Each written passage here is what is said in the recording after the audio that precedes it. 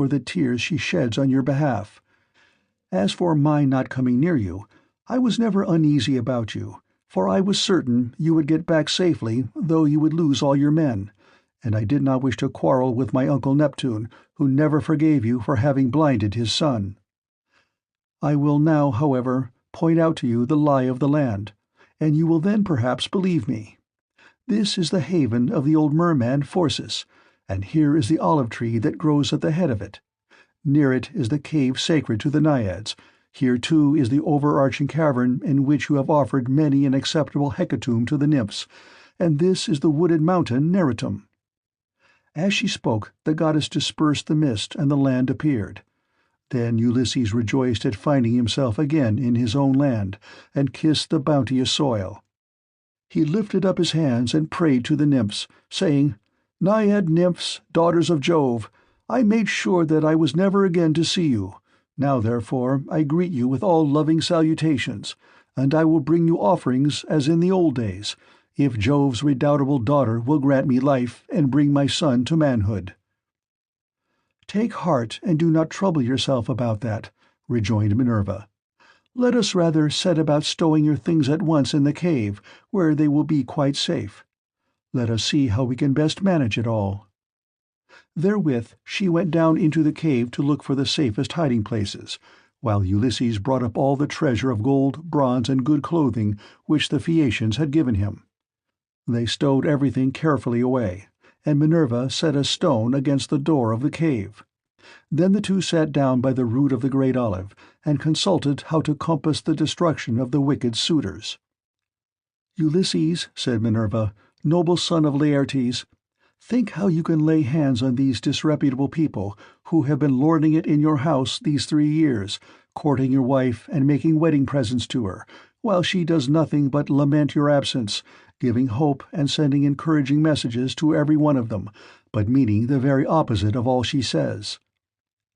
And Ulysses answered, "In good truth, goddess, it seems I should have come to much the same bad end in my own house as Agamemnon did, if you had not given me such timely information. Advise me how I shall best avenge myself. Stand by my side, and put your courage into my heart, as on the day when we loosed Troy's fair diadem from her brow. Help me now as you did then, and I will fight 300 men if you, goddess, will be with me." "Trust me for that," said she. "I will not lose sight of you when once we set about it, and I imagine that some of those who are devouring your substance will then bespatter the pavement with their blood and brains. I will begin by disguising you so that no human being shall know you. I will cover your body with wrinkles. You shall lose all your yellow hair. I will clothe you in a garment that shall fill all who see it with loathing. I will blear your fine eyes for you, and make you an unseemly object in the sight of the suitors, of your wife and of the son whom you left behind you. Then go at once to the swineherd who is in charge of your pigs. He has been always well affected towards you, and is devoted to Penelope and your son. You will find him feeding his pigs near the rock that is called Raven, by the fountain Erethusa, where they are fattening on beech-mast and spring water after their manner. Stay with them and find out how things are going, while I proceed to Sparta and see your son, who is with Menelaus at Lacedaemon, where he has gone to try and find out whether you are still alive." "But why," said Ulysses, "did you not tell him, for you knew all about it? Did you want him to go sailing about amid all kinds of hardship while others are eating up his estate?" Minerva answered, "Never mind about him. I sent him that he might be well spoken of for having gone. He is in no sort of difficulty, but is staying quite comfortably with Menelaus, and is surrounded with abundance of every kind. The suitors have put out to sea, and are lying in wait for him, for they mean to kill him before he can get home. I do not much think they will succeed, but rather that some of those who are now eating up your estate will first find a grave themselves." As she spoke, Minerva touched him with her wand and covered him with wrinkles, took away all his yellow hair, and withered the flesh over his whole body. She bleared his eyes, which were naturally very fine ones. She changed his clothes and threw an old rag of a wrap about him, and a tunic, tattered, filthy, and begrimed with smoke. She also gave him an undressed deerskin as an outer garment, and furnished him with a staff and a wallet all in holes, with a twisted thong for him to sling it over his shoulder. When the pair had thus laid their plans they parted, and the goddess went straight to Lacedaemon to fetch Telemachus. End of Book 13.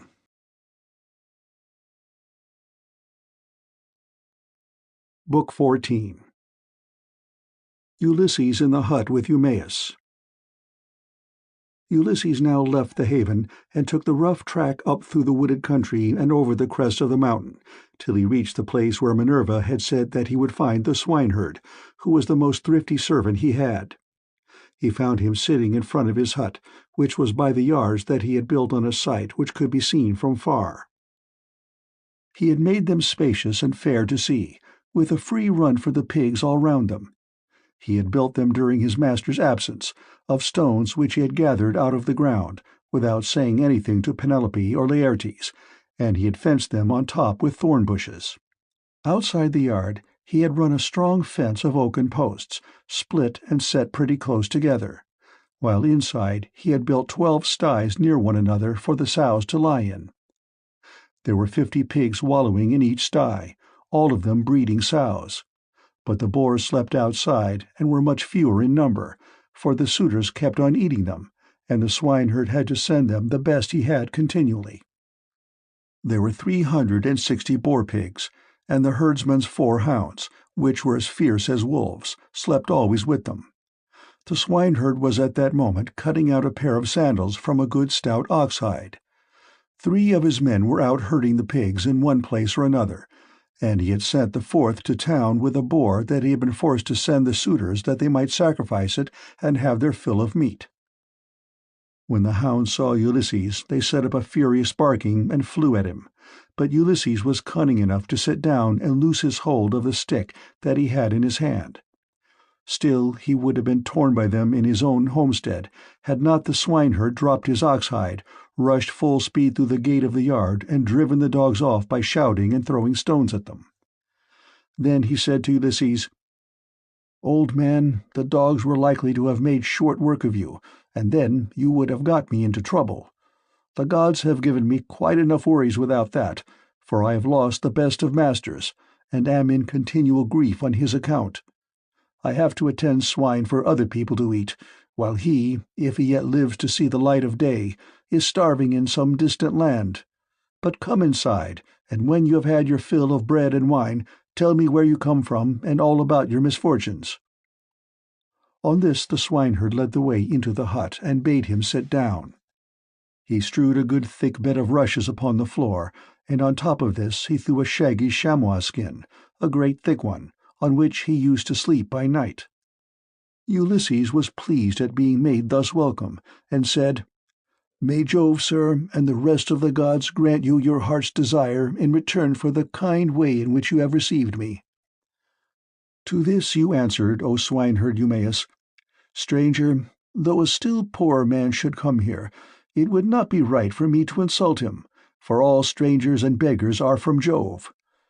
You must take what you can get and be thankful, for servants live in fear when they have young lords for their masters, and this is my misfortune now, for heaven has hindered the return of him who would have been always good to me and given me something of my own, a house, a piece of land, a good-looking wife, and all else that a liberal master allows a servant who has worked hard for him, and whose labor the gods have prospered as they have mine in the situation which I hold. If my master had grown old here, he would have done great things by me. But he is gone, and I wish that Helen's whole race were utterly destroyed, for she has been the death of many a good man. It was this matter that took my master to Ilios, the land of noble steeds, to fight the Trojans in the cause of King Agamemnon." As he spoke, he bound his girdle round him and went to the sties where the young sucking pigs were penned. He picked out 2 which he brought back with him and sacrificed. He singed them, cut them up, and spitted them. When the meat was cooked, he brought it all in and set it before Ulysses, hot and still on the spit, whereon Ulysses sprinkled it over with white barley meal. The swineherd then mixed wine in a bowl of ivy wood, and taking a seat opposite Ulysses, told him to begin. "Fall to, stranger," said he, on a dish of servants' pork. The fat pigs have to go to the suitors, who eat them up without shame or scruple. But the blessed gods love not such shameful doings, and respect those who do what is lawful and right. Even the fierce freebooters who go raiding on other people's land, and Jove gives them their spoil, even they, when they have filled their ships and got home again, live conscience-stricken, and look fearfully for judgment. But some god seems to have told these people that Ulysses is dead and gone. They will not, therefore, go back to their own homes and make their offers of marriage in the usual way, but waste his estate by force, without fear or stint. Not a day or night comes out of heaven but they sacrifice not one victim, nor two only, and they take the run of his wine, for he was exceedingly rich. No other great man either in Ithaca or on the mainland is as rich as he was. He had as much as 20 men put together. I will tell you what he had. There are 12 herds of cattle upon the mainland, and as many flocks of sheep. There are also 12 droves of pigs, while his own men and hired strangers feed him 12 widely spreading herds of goats. Here in Ithaca he runs even large flocks of goats on the far end of the island, and they are in the charge of excellent goatherds. Each one of these sends the suitors the best goat in the flock every day. As for myself, I am in charge of the pigs that you see here, and I have to keep picking out the best I have and sending it to them." This was his story, but Ulysses went on eating and drinking ravenously without a word, brooding his revenge. When he had eaten enough and was satisfied, the swineherd took the bowl from him which he usually drank, filled it with wine, and gave it to Ulysses, who was pleased, and said as he took it in his hands, "My friend, who was the master of yours that brought you and paid for you, so rich and so powerful as you tell me? You say he perished in the cause of King Agamemnon. Tell me who he was, in case I may have met with such a person. Jove and the other gods know, but I may be able to give you news of him, for I have traveled much." Eumaeus answered, "Old man, no traveler who comes here with news will get Ulysses' wife and son to believe his story. Nevertheless, tramps in want of a lodging keep coming with their mouths full of lies, and not a word of truth. Every one who finds his way to Ithaca goes to my mistress and tells her falsehoods, whereon she takes them in, makes much of them, and asks them all manner of questions, crying all the time as women will when they have lost their husbands. And you too, old man, for a shirt and a cloak would doubtless make up a very pretty story. But the wolves and birds of prey have long since torn Ulysses to pieces, or the fishes of the sea have eaten him, and his bones are lying buried deep in sand upon some foreign shore. He is dead and gone, and a bad business it is for all his friends, for me especially. Go where I may, I shall never find so good a master, not even if I were to go home to my mother and father, where I was bred and born.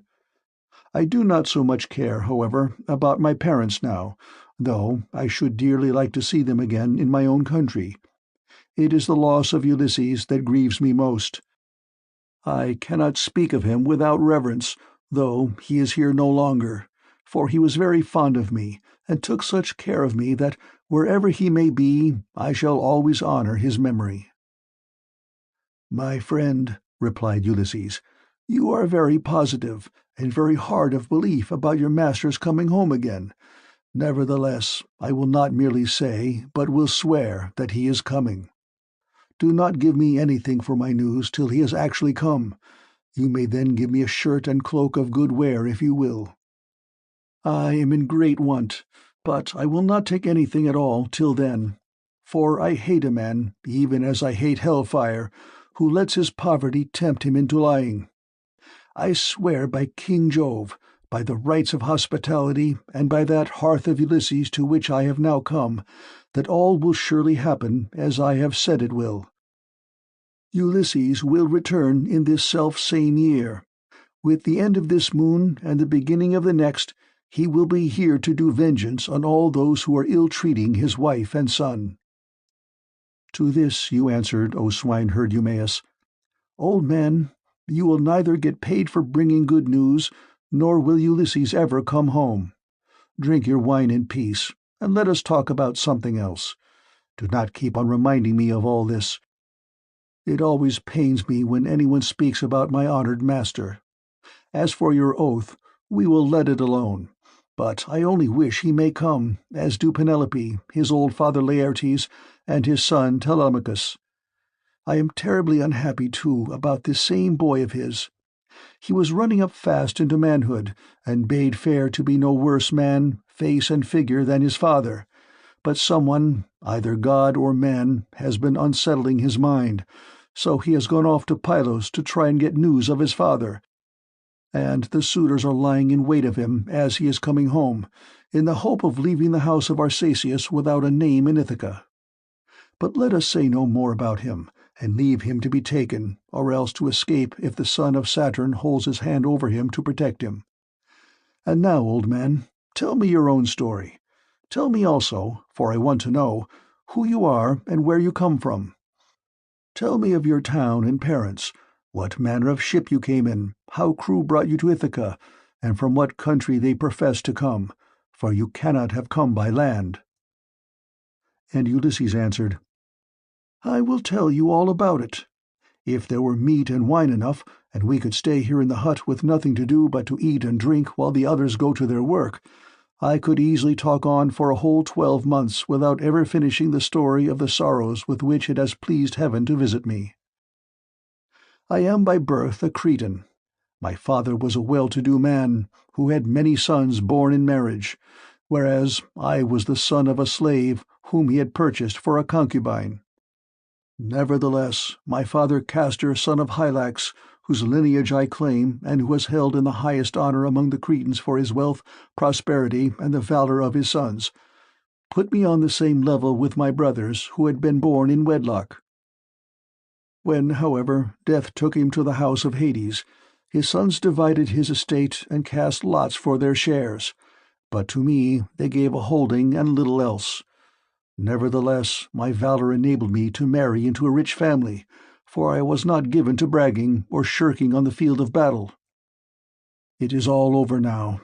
Still, if you look at the straw, you can see what the ear is, for I have had trouble enough and to spare. Mars and Minerva made me doughty in war. When I picked my men to surprise the enemy with an ambuscade, I never gave death so much as a thought, but was the first to leap forward and spear all whom I could overtake. Such was I in battle, but I did not care about farm work, nor the frugal home life of those who would bring up children. My delight was in ships, fighting, javelins, and arrows, things that most men shudder to think of. But one man likes one thing, and another, and this was what I was most naturally inclined to.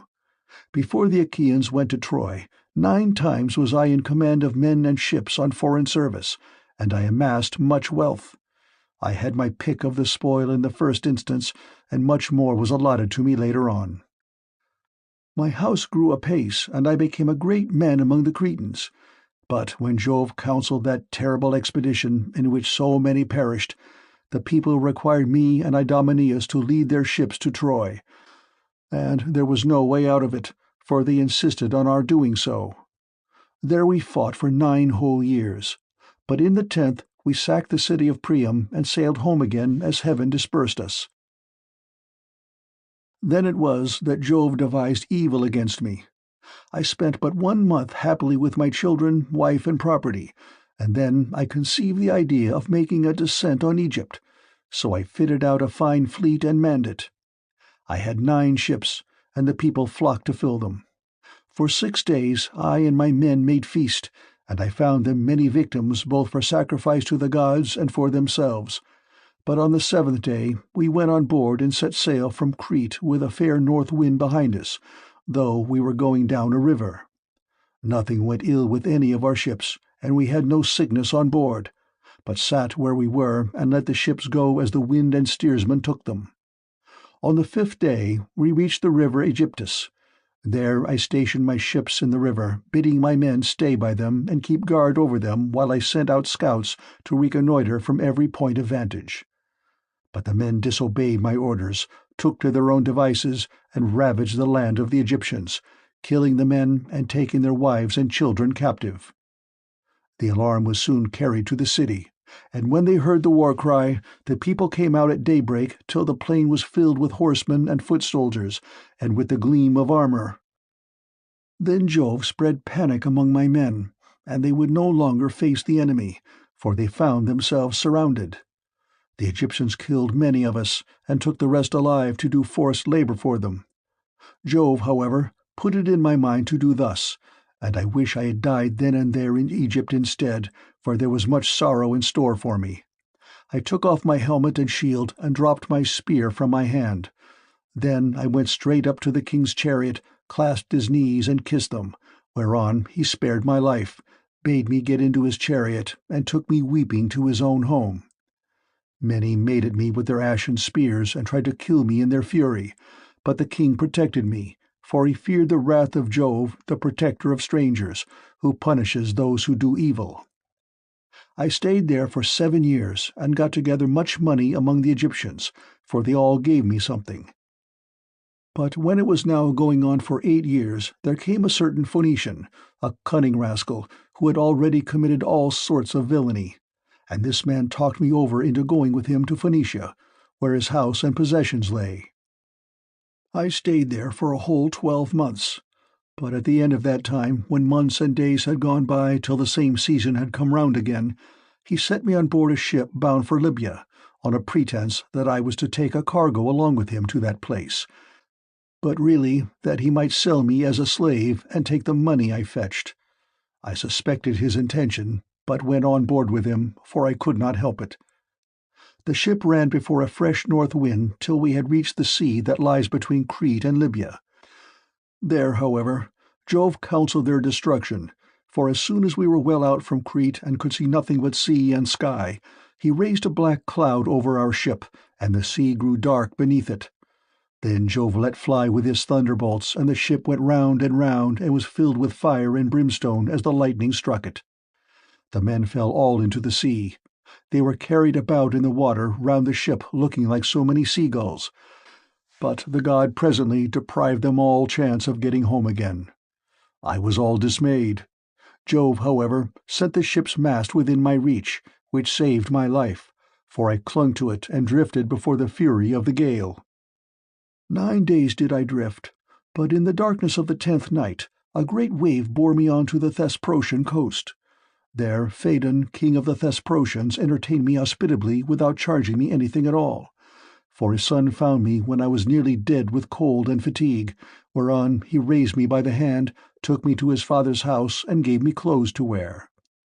There it was that I heard news of Ulysses, for the king told me he had entertained him, and shown him much hospitality while he was on his homeward journey. He showed me also the treasure of gold and wrought iron that Ulysses had got together. There was enough to keep his family for 10 generations, so much had he left in the house of King Phaedon.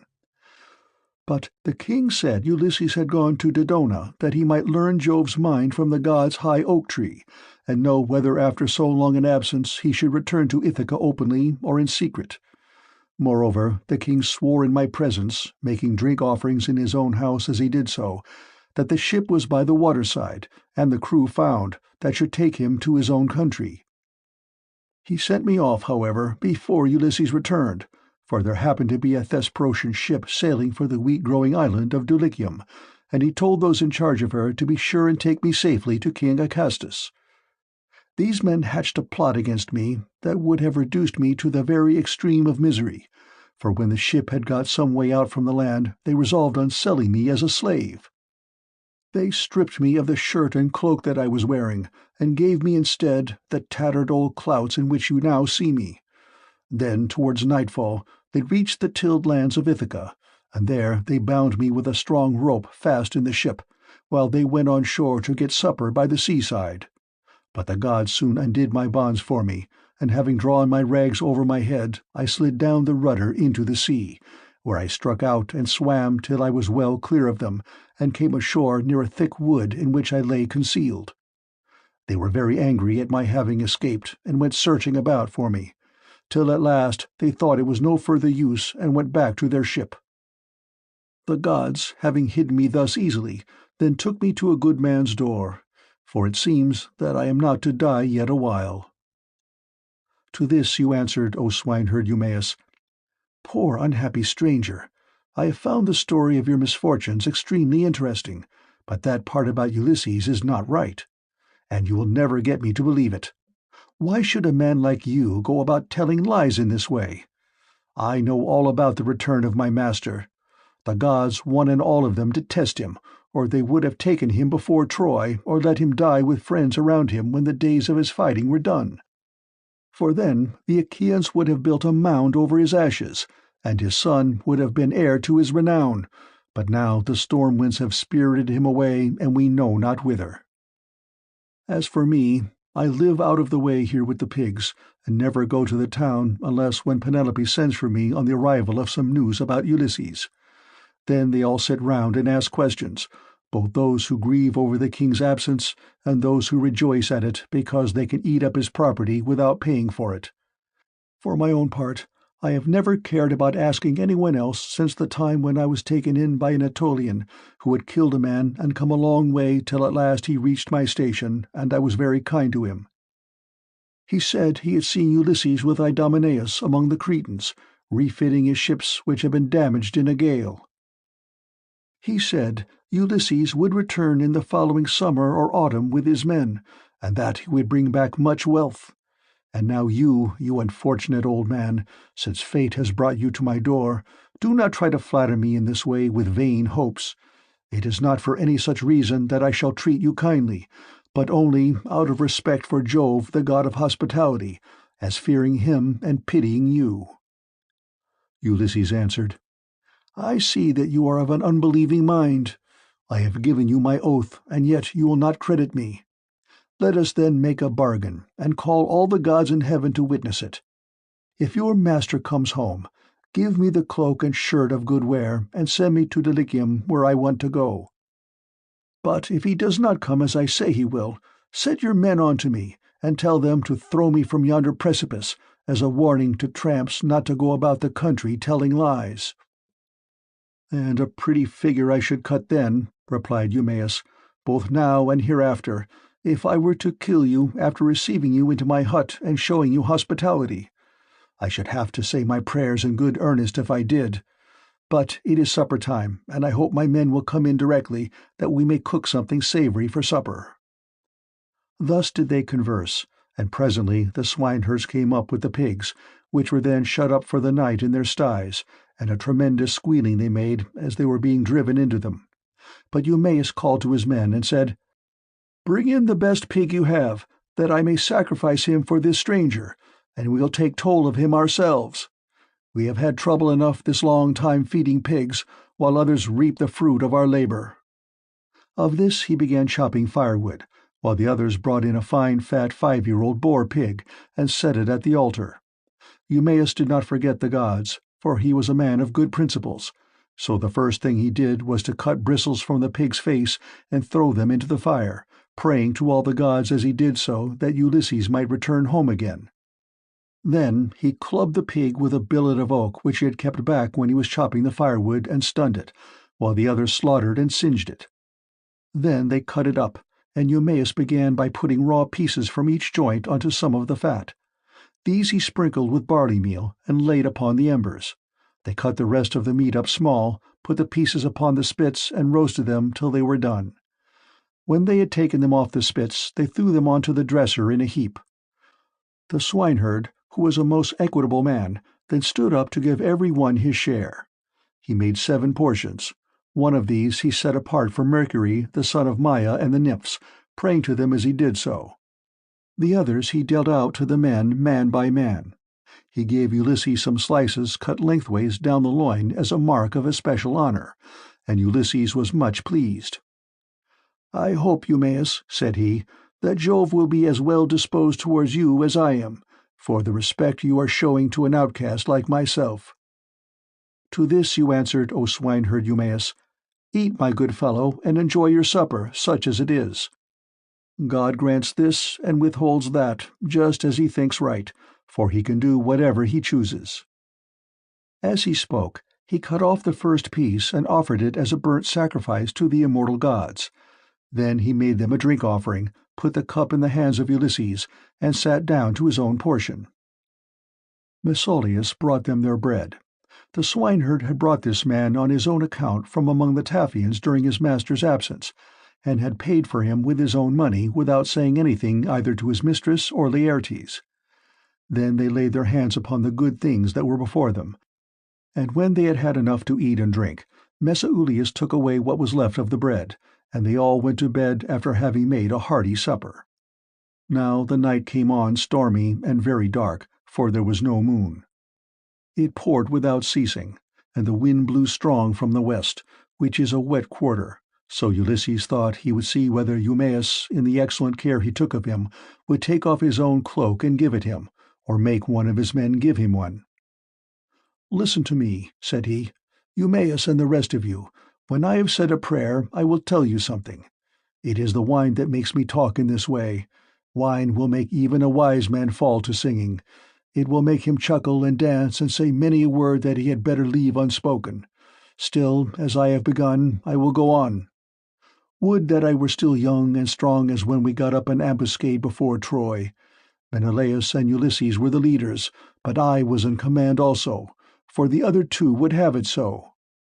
When we had come up to the wall of the city, we crouched down beneath our armor and lay there under cover of the reeds and thick brushwood that grew about the swamp. It came on to freeze with a north wind blowing.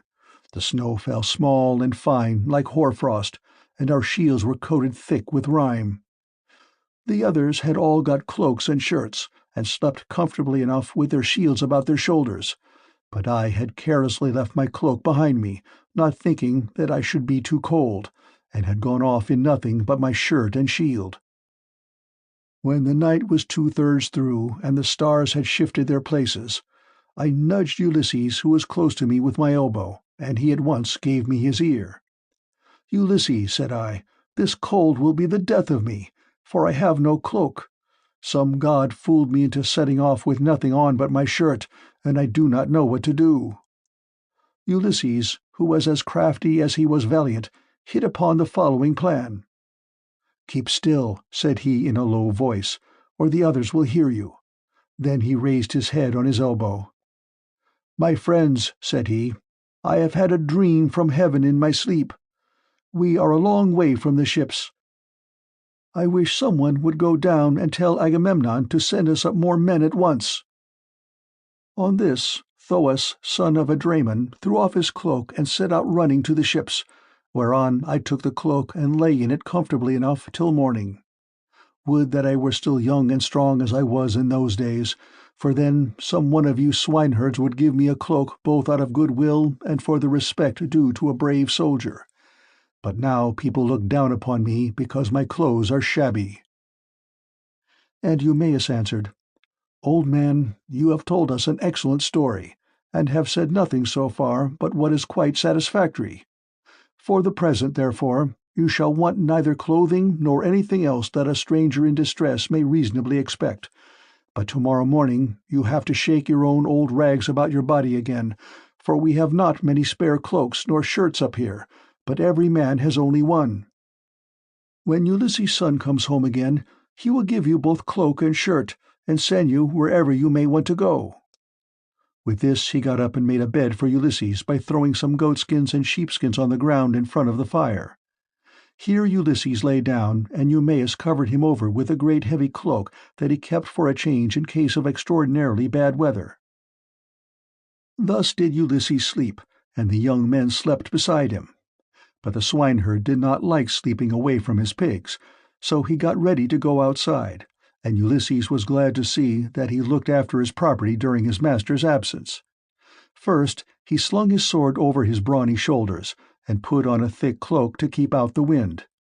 He also took the skin of a large and well-fed goat, and a javelin in case of attack from men or dogs.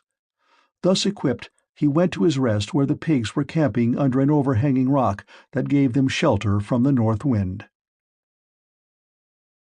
End of Book 14.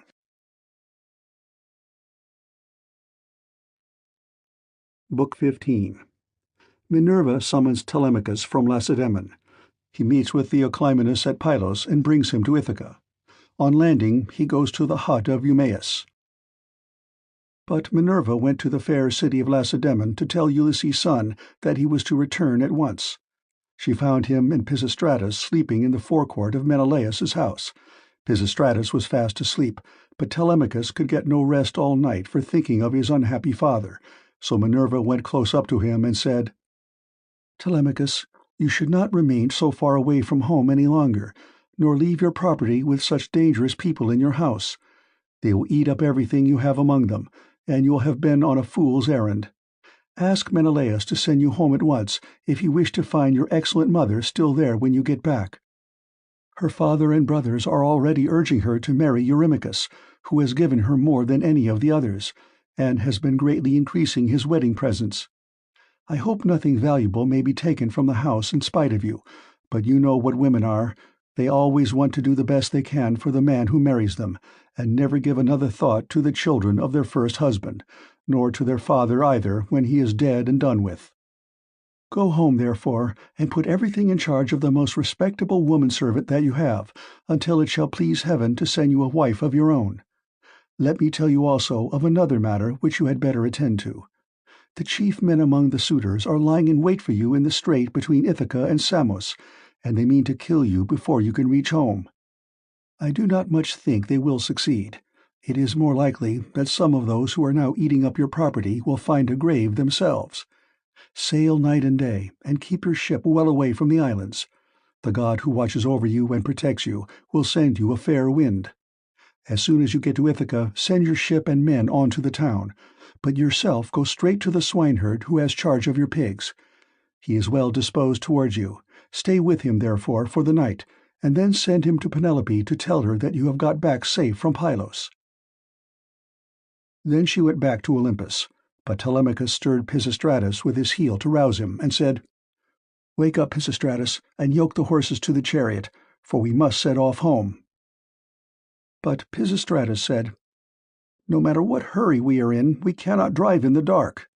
It will be morning soon. Wait till Menelaus has brought his presents and put them in the chariot for us, and then let him say good-bye to us in the usual way. So long as he lives, a guest should never forget a host who has shown him kindness." As he spoke, day began to break, and Menelaus, who had already risen, leaving Helen in bed, came towards them. When Telemachus saw him, he put on his shirt as fast as he could, threw a great cloak over his shoulders, and went out to meet him. "Menelaus," said he, "let me go back now to my own country, for I want to go home." And Menelaus answered, "Telemachus, if you insist on going, I will not detain you. I do not like to see a host either too fond of his guest or too rude to him. Moderation is best in all things, and not letting a man go when he wants to do so is as bad as telling him to go if he would like to stay. One should treat a guest well as long as he is in the house and speed him when he wants to leave it. Wait, then, till I get your beautiful presents into your chariot, until you have yourself seen them. I will tell the women to prepare a sufficient dinner for you of what there may be in the house. It will be at once more proper and cheaper for you to get your dinner before setting out on such a long journey. If, moreover, you have a fancy for making a tour in Hellas or in the Peloponnese, I will yoke my horses and will conduct you myself through all our principal cities. No one will send us away empty-handed. Every one will give us something, a bronze tripod, a couple of mules, or a gold cup." "Menelaus," replied Telemachus, "I want to go home at once, for when I came away I left my property without protection, and fear that while looking for my father I shall come to ruin myself, or find that something valuable has been stolen during my absence." When Menelaus heard this, he immediately told his wife and servants to prepare a sufficient dinner from what there might be in the house. At this moment Eteoneus joined him, for he lived close by and had just got up. So Menelaus told him to light the fire and cook some meat, which he at once did. Then Menelaus went down into his fragrant storeroom, not alone, but Helen went too, with Megapenthes. When he reached the place where the treasures of his house were kept, he selected a double cup, and told his son Megapenthes to bring also a silver mixing bowl. Meanwhile, Helen went to the chest where she kept the lovely dresses which she had made with her own hands, and took out one that was largest and most beautifully enriched with embroidery. It glittered like a star, and lay at the very bottom of the chest. Then they all came back through the house again till they got to Telemachus, and Menelaus said, "Telemachus, may Jove, the mighty husband of Juno, bring you safely home according to your desire. I will now present you with the finest and most precious piece of plate in all my house. It is a mixing bowl of pure silver, except the rim, which is inlaid with gold, and is the work of Vulcan. Phaedimus, king of the Sidonians, made me a present of it in the course of a visit that I paid him while I was on my return home. I should like to give it to you." With these words he placed the double cup in the hands of Telemachus, while Megapenthes brought the beautiful mixing bowl and set it before him. Hard by stood lovely Helen with the robe ready in her hand. "I too, my son," said she, "have something for you as a keepsake from the hand of Helen. It is for your bride to wear upon her wedding day. Till then, get your dear mother to keep it for you. Thus may you go back rejoicing to your own country and to your home."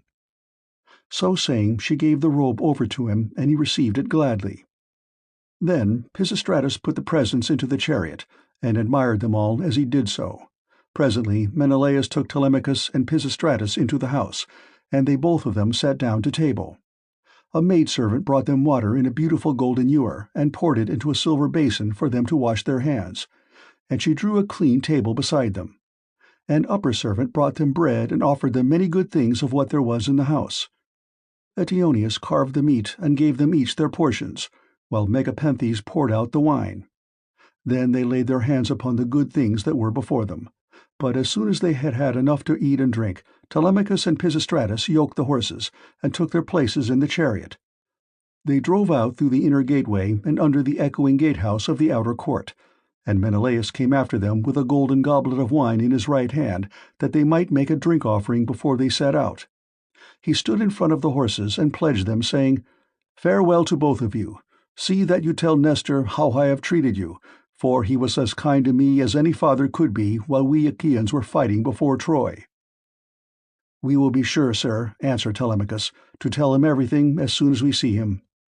I wish I were as certain of finding Ulysses returned when I get back to Ithaca, that I might tell him of the very great kindness you have shown me, and of the many beautiful presents I am taking with me."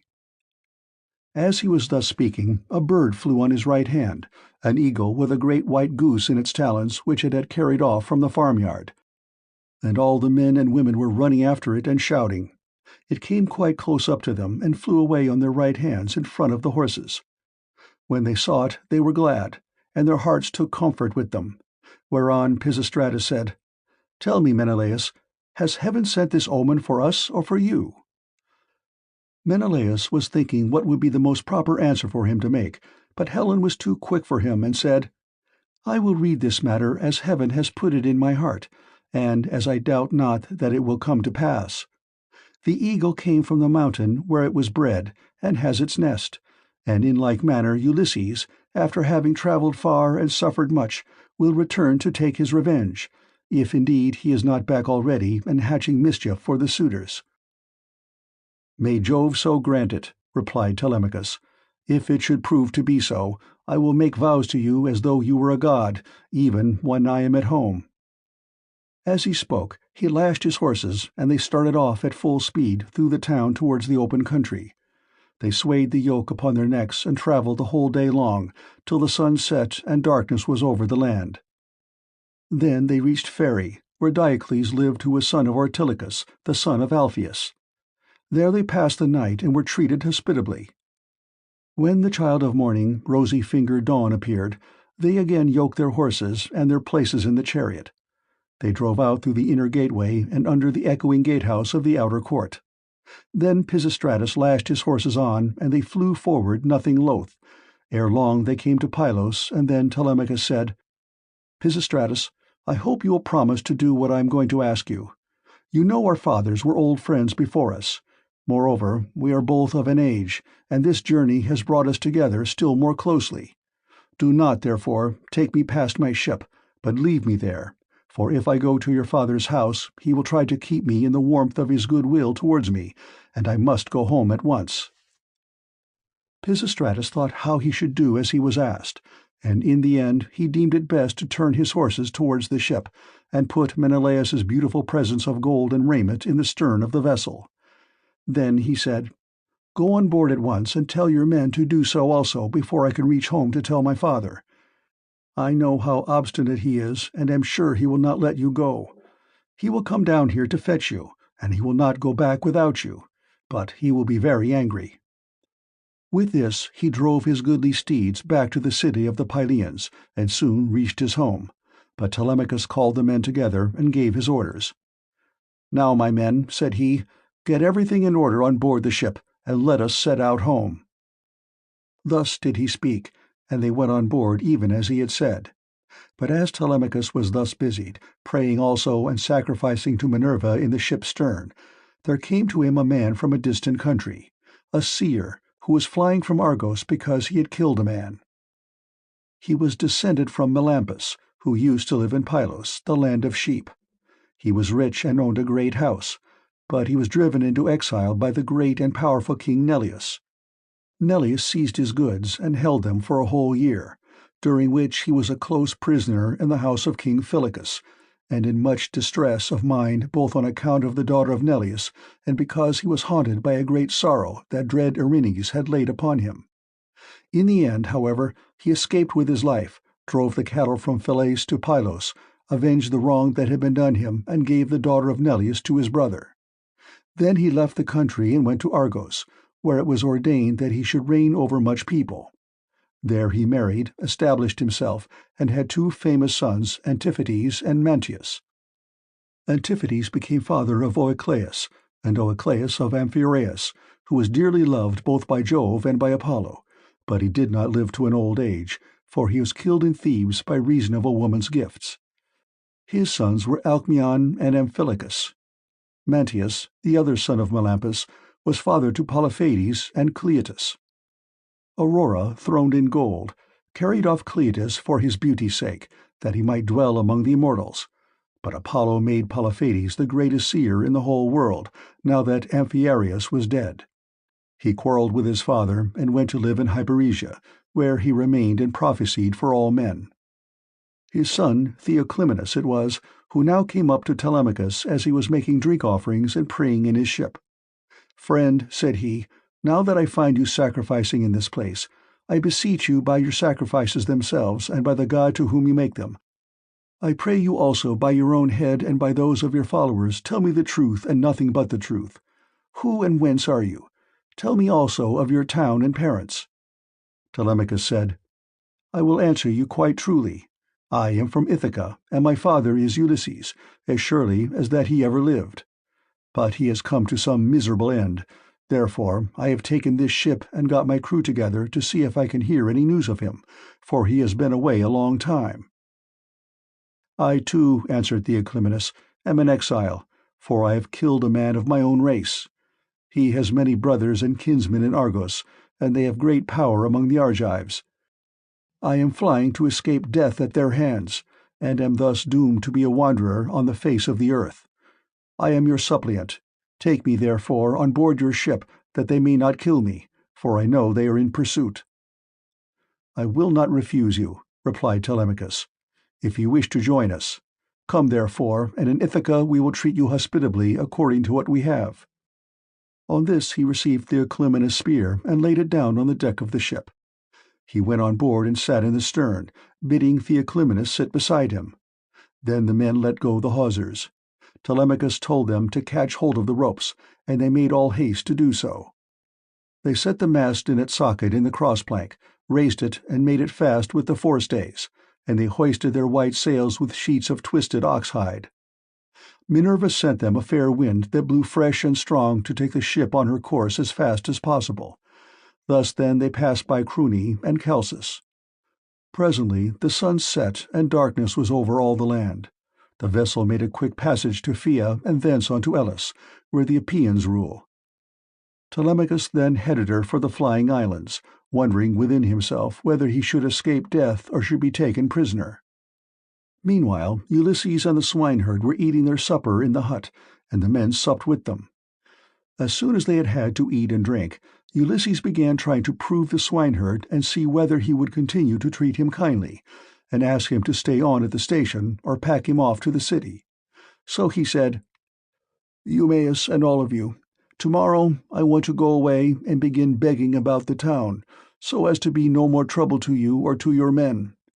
Give me your advice, therefore, and let me have a good guide to go with me and show me the way.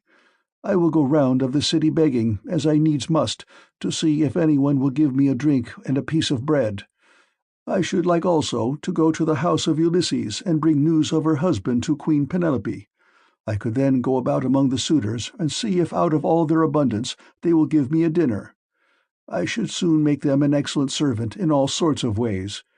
Listen and believe when I tell you that by the blessing of Mercury, who gives grace and good name to the works of all men, there is no one living who would make a more handy servant than I should, to put fresh wood on the fire, chop fuel, carve, cook, pour out wine, and do all those services that poor men have to do for their betters."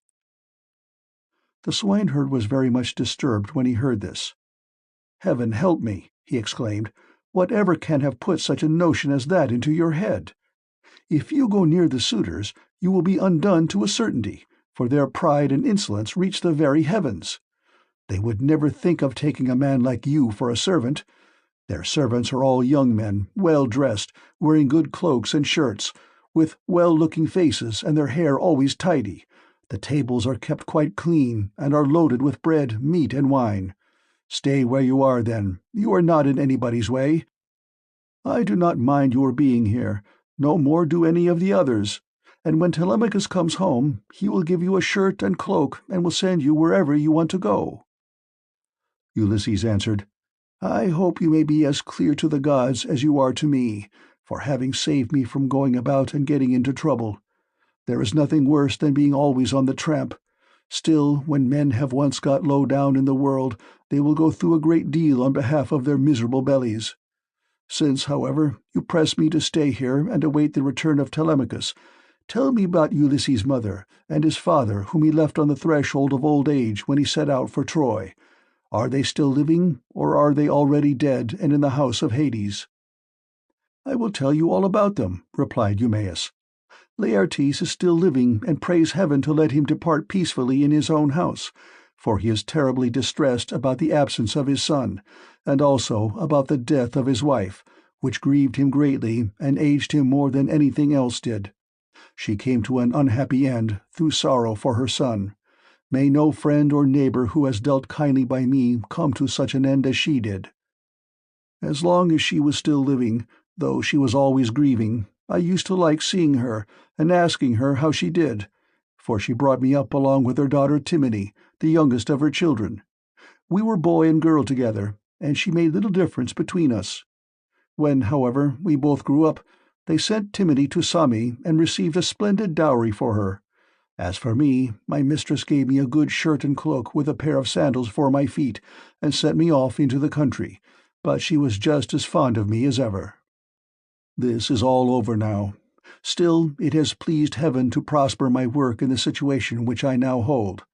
I have enough to eat and drink, and can find something for any respectable stranger that comes here. But there is no getting a kind word or deed out of my mistress, for the house has fallen into the hands of wicked people. Servants want sometimes to see their mistress and have a talk with her. They like to have something to eat and drink at the house, and something, too, to take back with them into the country. This is what will keep servants in a good humor." Ulysses answered, "Then you must have been a very little fellow, Eumaeus, when you were taken so far away from your home and parents. Tell me, and tell me true, was the city in which your father and mother lived sacked and pillaged, or did some enemies carry you off when you were alone tending sheep or cattle, ship you off here, and sell you for whatever your master gave them?" "Stranger," replied Eumaeus, "as regards your question, sit still, make yourself comfortable, drink your wine, and listen to me. The nights are now at their longest. There is plenty of time both for sleeping and sitting up talking together. You ought not to go to bed till bedtime. Too much sleep is as bad as too little. If any one of the others wishes to go to bed, let him leave us and do so. He can then take my master's pigs out when he has done breakfast in the morning. We two will sit here eating and drinking in the hut, and telling one another stories about our misfortunes. For when a man has suffered much, and been buffeted about in the world, he takes pleasure in recalling the memory of sorrows that have gone by." As regards your question, then, my tale is as follows. You may have heard of an island called Syra that lives over above Ortygia, where the land begins to turn round and look in another direction. It is not very thickly peopled, but the soil is good, with much pasture fit for cattle and sheep, and it abounds with wine and wheat. Darth never comes there, nor are the people plagued by any sickness. But when they grow old, Apollo comes with Diana and kills them with his painless shafts. It contains two communities, and the whole country is divided between these two. My father Theseus, son of Ormenus, a man comparable to the gods, reigned over both. Now to this place there came some cunning traders from Phoenicia, for the Phoenicians are great mariners, in a ship which they had freighted with gewgaws of all kinds. There happened to be a Phoenician woman in my father's house, very tall and comely, and an excellent servant. These scoundrels got hold of her one day when she was washing near their ship, seduced her, and cajoled her in ways that no woman can resist, no matter how good she may be by nature. The man who had seduced her asked her who she was and where she came from, and on this she told him her father's name. "I come from Sidon," said she, "and am daughter to Erebus, a man rolling in wealth. One day, as I was coming into the town from the country, some Taphian pirates seized me and took me here over the sea, where they sold me to the man who owns this house, and he gave them their price for me." The man who had seduced her then said, "Would you like to come along with us to see the house of your parents and your parents themselves? They are both alive and are said to be well off." "I will do so gladly," answered she, "if you men will first swear me a solemn oath that you will do me no harm by the way." They all swore as she told them, and when they had completed their oath, the woman said, "Hush, and if any of your men meets me in the street or at the well, do not let him speak to me, for fear someone should go and tell my master, in which case he would suspect something. He would put me in prison, and would have all of you murdered. Keep your own counsel, therefore. Buy your merchandise as fast as you can, and send me word when you have done loading. I will bring as much gold as I can lay my hands on, and there is something else also that I can do towards paying my fare. I am nurse to the son of the good man of the house, a funny little fellow just able to run about. I will carry him off in your ship, and you will get a great deal of money for him if you take him and sell him in foreign parts." On this she went back to the house. The Phoenicians stayed a whole year till they had loaded their ship with much precious merchandise, and then, when they had got freight enough, they sent to tell the woman. Their messenger, a very cunning fellow, came to my father's house bringing a necklace of gold with amber beads strung among it. And while my mother and the servants had it in their hands admiring it and bargaining about it, he made a sign quietly to the woman and then went back to the ship, whereon she took me by the hand and led me out of the house. In the fore part of the house she saw the table set with the cups of guests who had been feasting with my father, as being in attendance on him. These were now all gone to a meeting of the public assembly. So she snatched up 3 cups and carried them off in the bosom of her dress, while I followed her, for I knew no better. The sun was now set, and darkness was over all the land, so we hurried on as fast as we could till we reached the harbour, where the Phoenician ship was lying. When they had got on board, they sailed their ways over the sea, taking us with them, and Jove sent them a fair wind. 6 days did we sail both night and day, but on the 7th day Diana struck the woman, and she fell heavily down into the ship's hold, as though she were a sea-gull alighting on the water. So they threw her overboard to the seals and fishes, and I was left all sorrowful and alone. Presently the winds and waves took the ship to Ithaca, where Laertes gave sundry of his chattels for me, and thus it was that ever I came to set eyes upon this country. Ulysses answered, "Eumaeus, I have heard the story of your misfortunes with the most lively interest and pity, but Jove has given you good as well as evil, for in spite of everything you have a good master who sees that you always have enough to eat and drink, and you lead a good life, whereas I am still going about begging my way from city to city." Thus did they converse, and they had only a very little time left for sleep, for it was soon daybreak. In the meantime Telemachus and his crew were nearing land, so they loosed the sails, took down the mast, and rowed the ship into the harbour. They cast out their mooring stones and made fast the hawsers. They then got out upon the seashore, mixed their wine, and got dinner ready. As soon as they had had enough to eat and drink, Telemachus said, "Take the ship on to the town, but leave me here, for I want to look after the herdsmen on one of my farms. In the evening, when I have seen all I want, I will come down to the city, and tomorrow morning, in return for your trouble, I will give you all a good dinner with meat and wine." Then Theoclymenus said, "And what, my dear young friend, is to become of me? To whose house among all your chief men am I to repair? Or shall I go straight to your own house and to your mother?" "At any other time," replied Telemachus, "I should have bidden you to go to my own house, for you would find no want of hospitality. At the present moment, however, you would not be comfortable there, for I shall be away, and my mother will not see you. She does not often show herself even to the suitors, but sits at her loom weaving in an upper chamber, out of their way. But I can tell you a man whose house you can go to. I mean Eurymachus, son of Polybus, who is held in the highest estimation by everyone in Ithaca. He is much the best man and most persistent wooer of all those who are paying court to my mother and trying to take Ulysses' place. Jove, however, in heaven alone knows whether or no they will come to a bad end before the marriage takes place." As he was speaking, a bird flew by upon his right hand, a hawk, Apollo's messenger.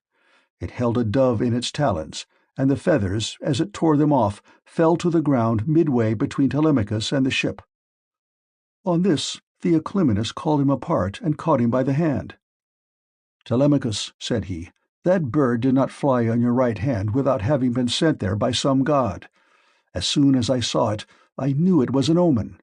It means that you will remain powerful, and there will be no house in Ithaca more royal than your own." "I wish it may prove so," answered Telemachus. "If it does, I will show you so much goodwill and give you so many presents that all who meet you will congratulate you." Then he said to his friend Piraeus, "Piraeus, son of Clytius, you have throughout shown yourself the most willing to serve me of all those who have accompanied me to Pylos. I wish you would take this stranger to your own house and entertain him hospitably till I can come for him." And Piraeus answered, "Telemachus, you may stay away as long as you please, but I will look after him for you, and he shall find no lack of hospitality." As he spoke, he went on board, and bade the others do so also, and loose the hawsers, so they took their places in the ship. But Telemachus bound on his sandals, and took a long and doughty spear with a head of sharpened bronze from the deck of the ship. Then they loosed the hawsers, thrust the ship off from land, and made on towards the city as they had been told to do, while Telemachus strode on as fast as he could, till he reached the homestead where his countless herds of swine were feeding, and where dwelt the excellent swineherd who was so devoted a servant to his master. End of Book 15.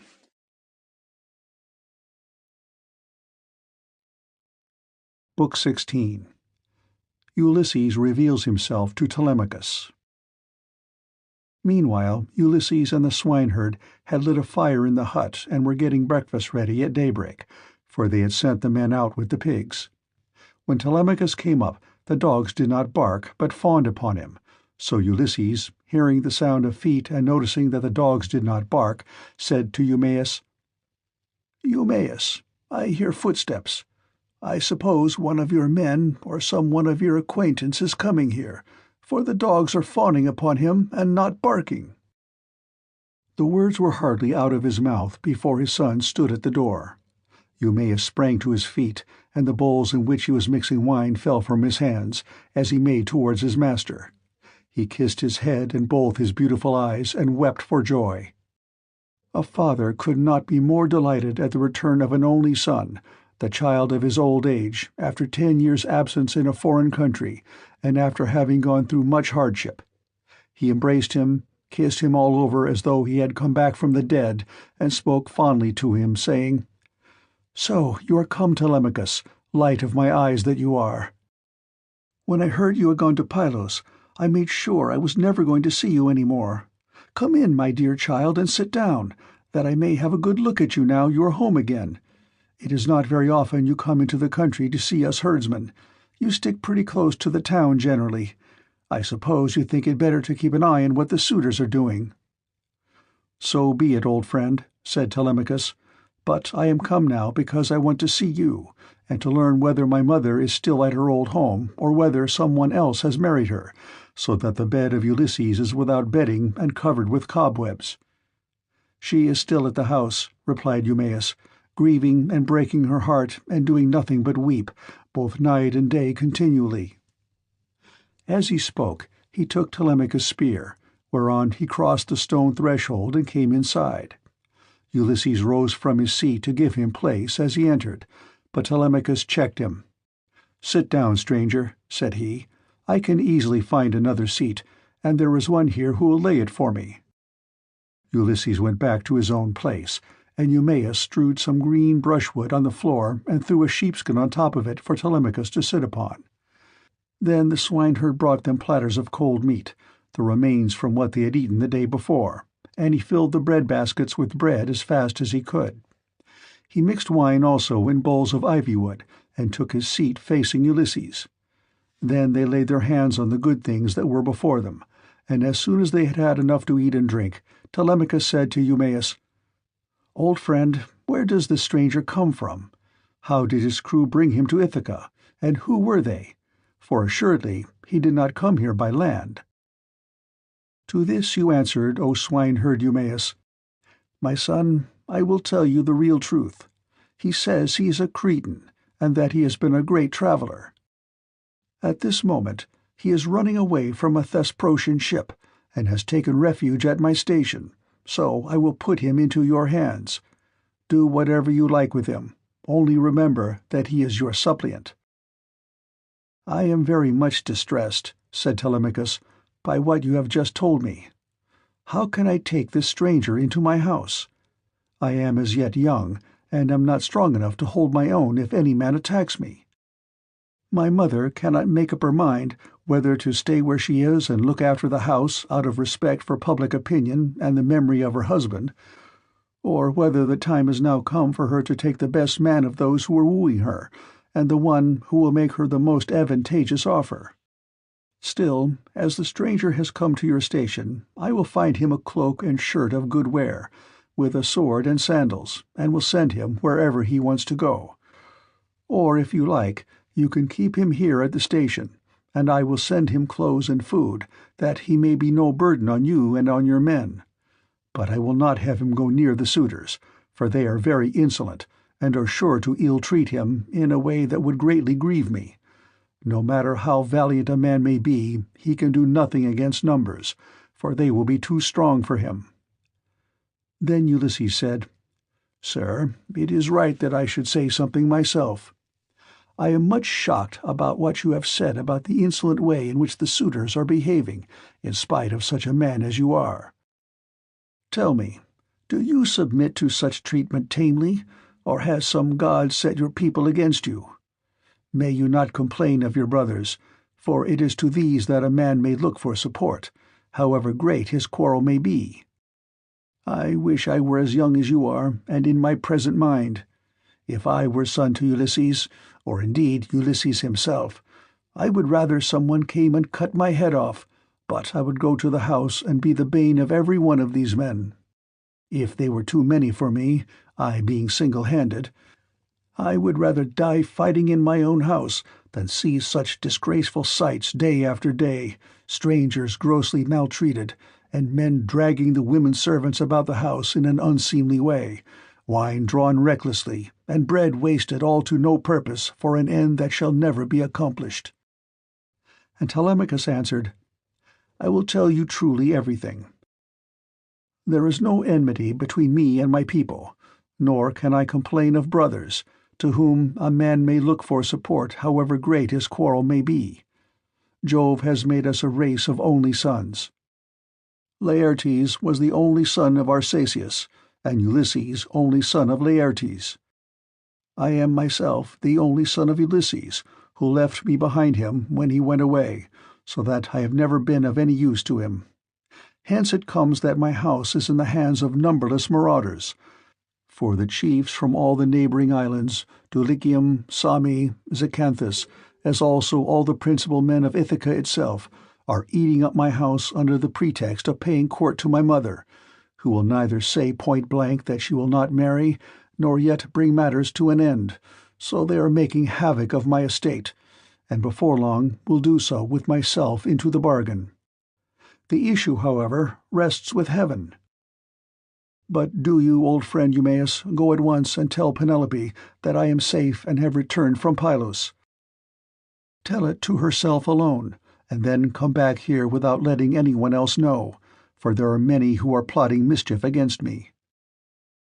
"I understand and heed you," replied Eumaeus. "You need instruct me no further. Only, as I am going that way, say whether I had not better let poor Laertes know that you are returned. He used to superintend the work on his farm in spite of his bitter sorrow about Ulysses, and he would eat and drink at will along with his servants.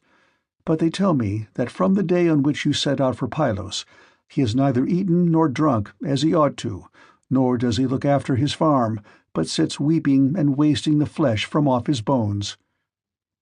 "More's the pity," answered Telemachus. "I am sorry for him, but we must leave him to himself just now.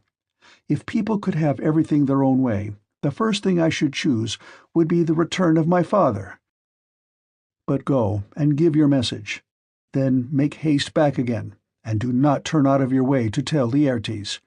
Tell my mother to send one of her women secretly with the news at once, and let him hear it from her." Thus did he urge the swineherd. Eumaeus, therefore, took his sandals, bound them to his feet, and started for the town. Minerva watched him well off the station, and then came up to it in the form of a woman, fair, stately, and wise. She stood against the side of the entry, and revealed herself to Ulysses, but Telemachus could not see her, and knew not that she was there, for the gods do not let themselves be seen by everybody. Ulysses saw her, and so did the dogs, for they did not bark, but went scared and whining off to the other side of the yards. She nodded her head and motioned to Ulysses with her eyebrows, whereon he left the hut and stood before her outside the main wall of the yards. Then she said to him, "Ulysses, noble son of Laertes, it is now time for you to tell your son. Do not keep him in the dark any longer, but lay your plans for the destruction of the suitors, and then make for the town. I will not be long in joining you, for I too am eager for the fray." As she spoke, she touched him with her golden wand. First she threw a fair clean shirt and cloak about his shoulders. Then she made him younger and of more imposing presence. She gave him back his color, filled out his cheeks, and let his beard become dark again. Then she went away, and Ulysses came back inside the hut.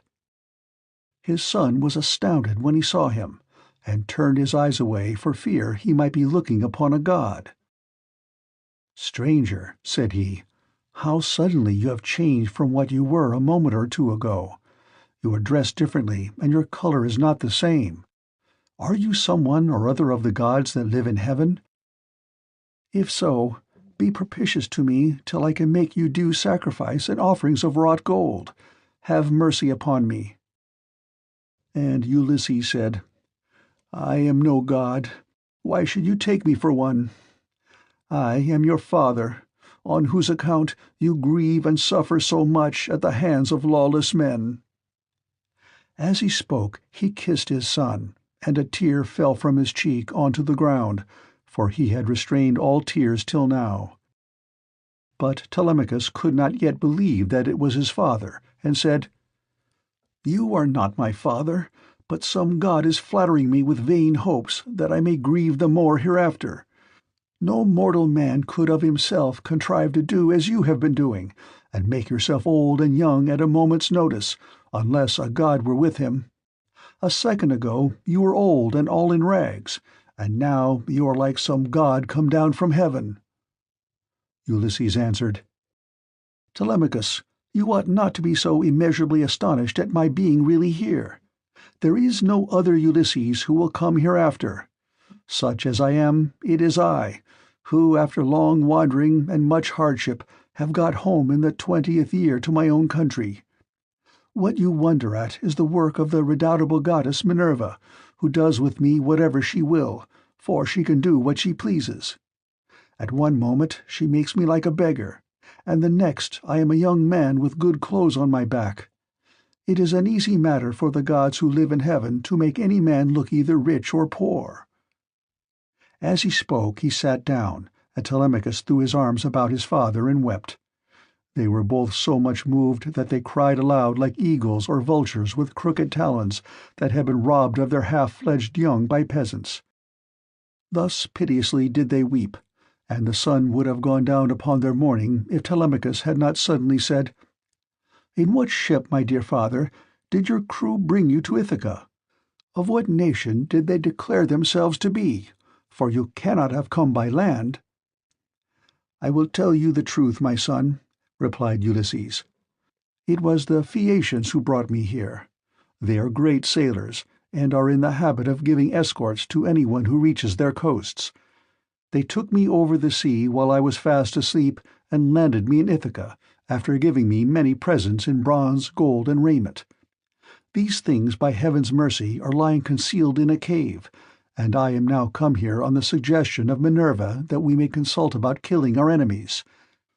First, therefore, give me a list of the suitors with their number, that I may learn who and how many they are. I can then turn the matter over in my mind, and see whether we too can fight the whole body of them ourselves, or whether we must find others to help us." To this Telemachus answered, "Father, I have always heard of your renown, both in the field and in council, but the task you talk of is a very great one. I am awed at the mere thought of it. 2 men cannot stand against many and brave ones. They are not 10 suitors only, nor twice 10, but 10 many times over. You shall learn their number at once. There are 52 chosen youths from Dulichium, and they have 6 servants. From Sami there are 24. 20 young Achaeans from Zacynthus, and 12 from Ithaca itself, all of them well born. They have with them a servant, Medon, a bard, and 2 men who can carve at table. If we face such numbers as this, you may have bitter cause to rue your coming and your revenge. Say whether you cannot think of someone who would be willing to come and help us." "Listen to me," replied Ulysses, "and think whether Minerva and her father Jove may seem sufficient, or whether I am to try and find someone else as well." "Those whom you have named," answered Telemachus, "are a couple of good allies, for though they dwell high up among the clouds, they have power over both gods and men." "These two," continued Ulysses, "will not keep long out of the fray when the suitors and we join fight in my house. Now, therefore, return home early tomorrow morning, and go about among the suitors as before. Later on, the swineherd will bring me to the city disguised as a miserable old beggar. If you see them ill-treating me, steel your heart against my sufferings. Even though they drag me feet foremost out of the house, or throw things at me, look on and do nothing beyond gently trying to make them behave more reasonably. But they will not listen to you, for the day of their reckoning is at hand. Furthermore, I say, and lay my saying to your heart, when Minerva shall put it in my mind, I will nod my head to you, and on seeing me do this, you must collect all the armor that is in the house and hide it in the strong storeroom. Make some excuse when the suitors ask you why you are removing it. Say that you have taken it to be out of the way of the smoke, inasmuch as it is no longer what it was when Ulysses went away, but has become soiled and begrimed with soot. Add to this more particularly that you are afraid Jove may set them on to quarrel over their wine, and that they may do each other some harm which may disgrace both banquet and wooing, for the sight of arms sometimes tempts people to use them. But leave a sword and a spear apiece for yourself and me, and a couple of ox-hide shields so that we can snatch them up at any moment. Jove and Minerva will then soon quiet these people. There is also another matter. If you are indeed my son, and my blood runs in your veins, let no one know that Ulysses is within the house, neither Laertes, nor yet the swineherd, nor any of the servants, nor even Penelope herself. Let you and me exploit the women alone, and let us also make trial of some other of the men-servants, to see who is on our side and whose hand is against us." "Father," replied Telemachus, "you will come to know me by and by, and when you do, you will find that I can keep your counsel. I do not think, however, the plan you propose will turn out well for either of us. Think it over. It will take us a long time to go the round of the farms and exploit the men, and all the time the suitors will be wasting your estate with impunity and without compunction. Prove the women by all means, to see who are disloyal and who guiltless, but I am not in favor of going round and trying the men. We can attend to that later on, if you really have some sign from Jove that he will support you." Thus did they converse, and meanwhile the ship which had brought Telemachus and his crew from Pylos had reached the town of Ithaca. When they had come inside the harbour, they drew the ship on to the land. Their servants came and took their armour from them, and they left all the presents at the house of Clytius. Then they sent a servant to tell Penelope that Telemachus had gone into the country, but had sent the ship to the town to prevent her from being alarmed and made unhappy. This servant and Eumaeus happened to meet when they were both on the same errand of going to tell Penelope. When they reached the house, the servant stood up and said to the queen in the presence of the waiting women, "Your son, madam, is now returned from Pylos." But Eumaeus went close up to Penelope and said privately all that her son had bidden him tell her. When he had given his message, he left the house with its outbuildings and went back to his pigs again. The suitors were surprised and angry at what had happened, so they went outside the great wall that ran round the outer court and held a council near the main entrance. Eurymachus, son of Polybus, was the first to speak. "My friends," said he, "this voyage of Telemachus's is a very serious matter. We had made sure that it would come to nothing. Now, however, let us draw a ship into the water, and get a crew together to send after the others and tell them to come back as fast as they can." He had hardly done speaking when Amphinomus turned in his place and saw the ship inside the harbour, with the crew lowering her sails and putting by her oars. So he laughed and said to the others, "We need not send them any message, for they are here. Some god must have told them, or else they saw the ship go by and could not overtake her." On this they rose and went to the waterside. The crew then drew the ship on shore. Their servants took their armour from them, and they went up in a body to the place of assembly. But they would not let anyone, old or young, sit along with them, and Antinous, son of Eupeithes, spoke first. "Good heavens," said he, "see how the gods have saved this man from destruction. We kept a succession of scouts upon the headlands all day long, and when the sun was down we never went on shore to sleep, but waited in the ship all night till morning in the hope of capturing and killing him. But some god has conveyed him home in spite of us. Let us consider how we can make an end of him. He must not escape us. Our affair is never likely to come off while he is alive, for he is very shrewd, and public feeling is by no means all on our side. We must make haste before he can call the Achaeans in assembly. He will lose no time in doing so, for he will be furious with us, and will tell all the world how we plotted to kill him, but failed to take him. The people will not like this when they come to know of it. We must see that they do us no hurt, nor drive us from our own country into exile. Let us try and lay hold of him either on his farm away from the town or on the road hither. Then we can divide up his property amongst us, and let his mother and the man who marries her have the house. If this does not please you, and you wish Telemachus to live on and hold his father's property, then we must not gather here and eat up his goods in this way, but must make our efforts to Penelope each from his own house, and she can marry the man who will give the most for her, and whose lot it is to win her." They all held their peace until Amphinomus rose to speak. He was the son of Nisus, who was son to King Aretius, and he was the foremost among all the suitors from the wheat-growing and well-grassed island of Dulichium. His conversation, moreover, was more agreeable to Penelope than that of any of the other suitors, for he was a man of good natural disposition.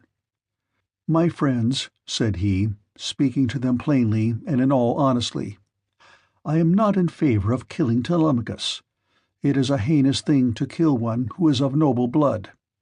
Let us first take counsel of the gods, and if the oracles of Jove advise it, I will both help to kill him myself, and will urge everyone else to do so. But if they dissuade us, I would have you hold your hands." Thus did he speak, and his words pleased them well, so they rose forthwith and went to the house of Ulysses, where they took their accustomed seats. Then Penelope resolved that she would show herself to the suitors. She knew of the plot against Telemachus, for the servant Medon had overheard their counsels and had told her. She went down therefore to the court, attended by her maidens, and when she reached the suitors, she stood by one of the bearing-posts supporting the roof of the cloister, holding a veil before her face, and rebuked Antinous, saying, "Antinous, insolent and wicked schemer, they say you are the best speaker and counselor of any man your own age in Ithaca, but you are nothing of the kind.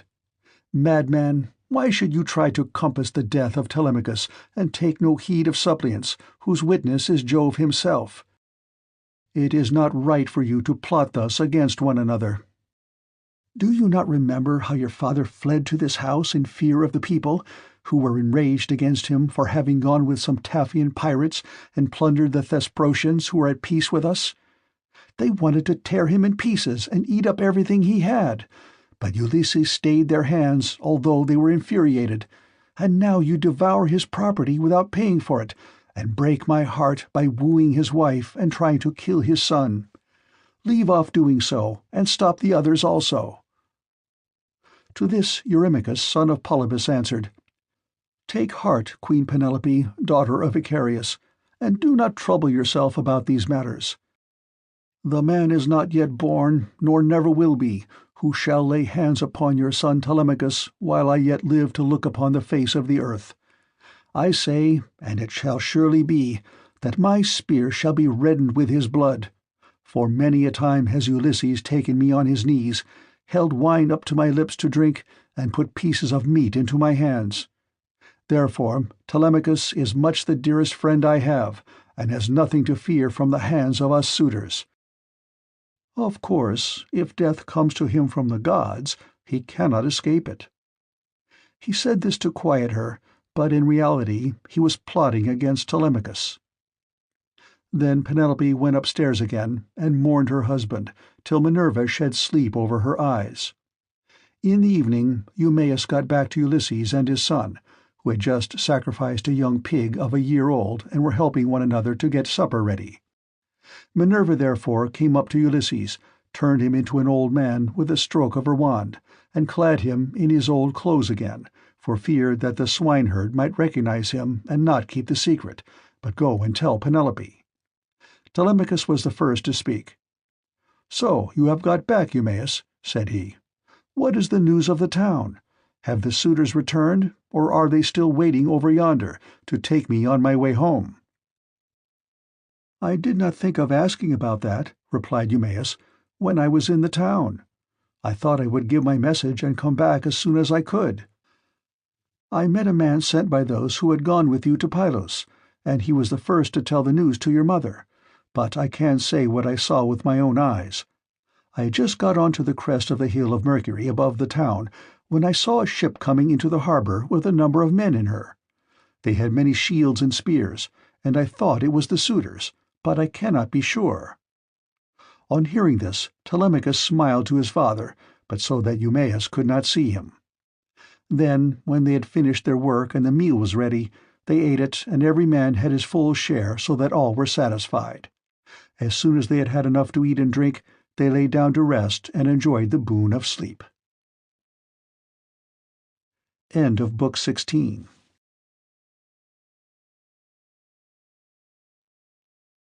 Book 17. Telemachus and his mother meet. Ulysses and Eumaeus come down to the town, and Ulysses is insulted by Melanthius. He is recognized by the dog Argos. He is insulted and presently struck by Antinous with a stool. Penelope desires that he shall be sent to her. When the child of morning, rosy-fingered Dawn, appeared, Telemachus bound on his sandals and took a strong spear that suited his hands, for he wanted to go into the city. "Old friend," said he to the swineherd, "I will now go to the town and show myself to my mother, for she will never leave off grieving till she has seen me. As for this unfortunate stranger, take him to the town and let him beg there of anyone who will give him a drink and a piece of bread. I have trouble enough of my own, and cannot be burdened with other people. If this makes him angry, so much the worse for him, but I like to say what I mean." Then Ulysses said, "Sir, I do not want to stay here. A beggar can always do better in town than country, for anyone who likes can give him something. I am too old to care about remaining here at the beck and call of a master. Therefore, let this man do as you have just told him, and take me to the town as soon as I have had a warm by the fire, and the day has got a little heat in it. My clothes are wretchedly thin, and this frosty morning I shall be perished with cold, for you say the city is some way off." On this Telemachus strode off through the yards, brooding his revenge upon the suitors. When he reached home, he stood his spear against a bearing-post of the cloister, crossed the stone floor of the cloister itself, and went inside. Nurse Euryclea saw him long before anyone else did. She was putting the fleeces onto the seats, and she burst out crying as she ran up to him. All the other maids came up too, and covered his head and shoulders with their kisses. Penelope came out of her room looking like Diana or Venus, and wept as she flung her arms about her son. She kissed his forehead and both his beautiful eyes. "Light of my eyes," she cried as she spoke fondly to him, "so you are come home again. I made sure I was never going to see you any more. To think of your having gone off to Pylos without saying anything about it, or obtaining my consent. But come, tell me what you saw." "Do not scold me, mother," answered Telemachus, "nor vex me, seeing what a narrow escape I have had, but wash your face, change your dress, go upstairs with your maids, and promise full and sufficient hecatombs to all the gods, if Jove will only grant us our revenge upon the suitors.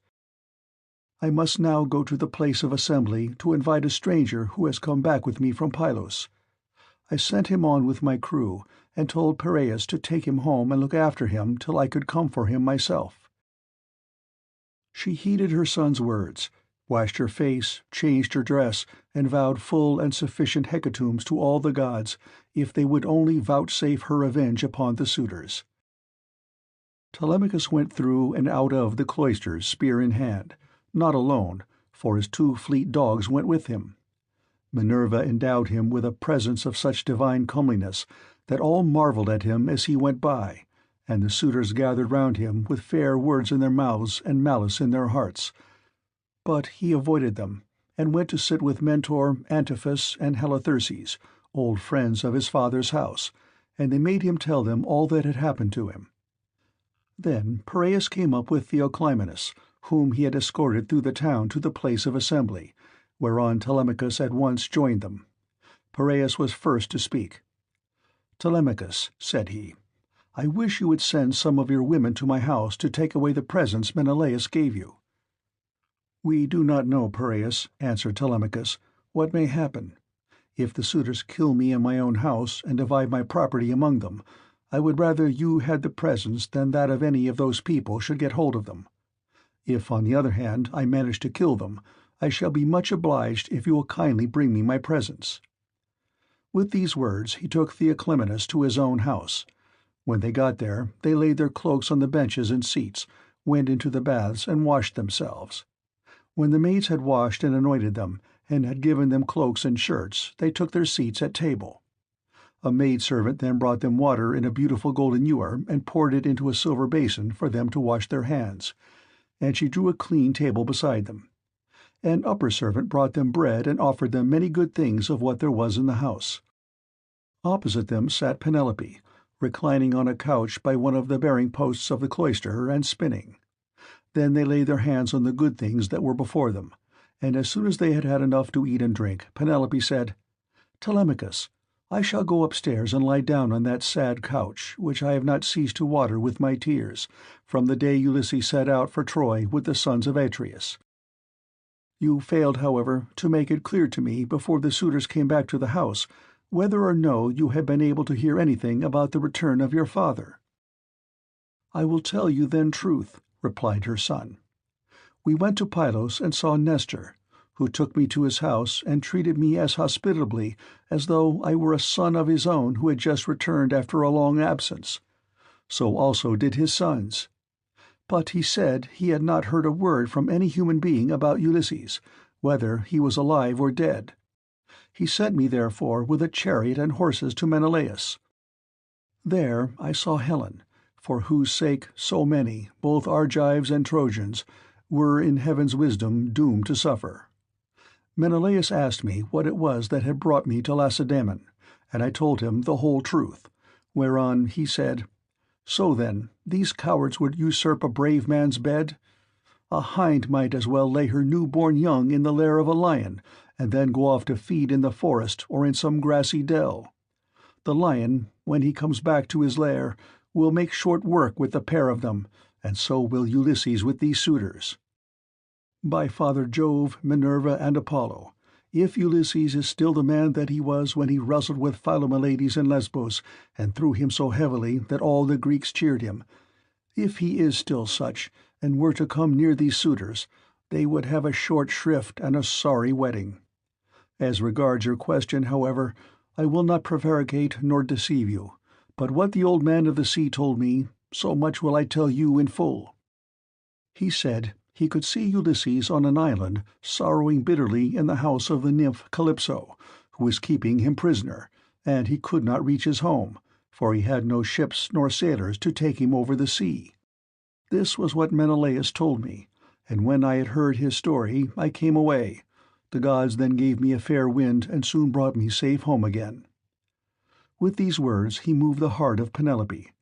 Then Theoclymenus said to her, "Madam, wife of Ulysses, Telemachus does not understand these things.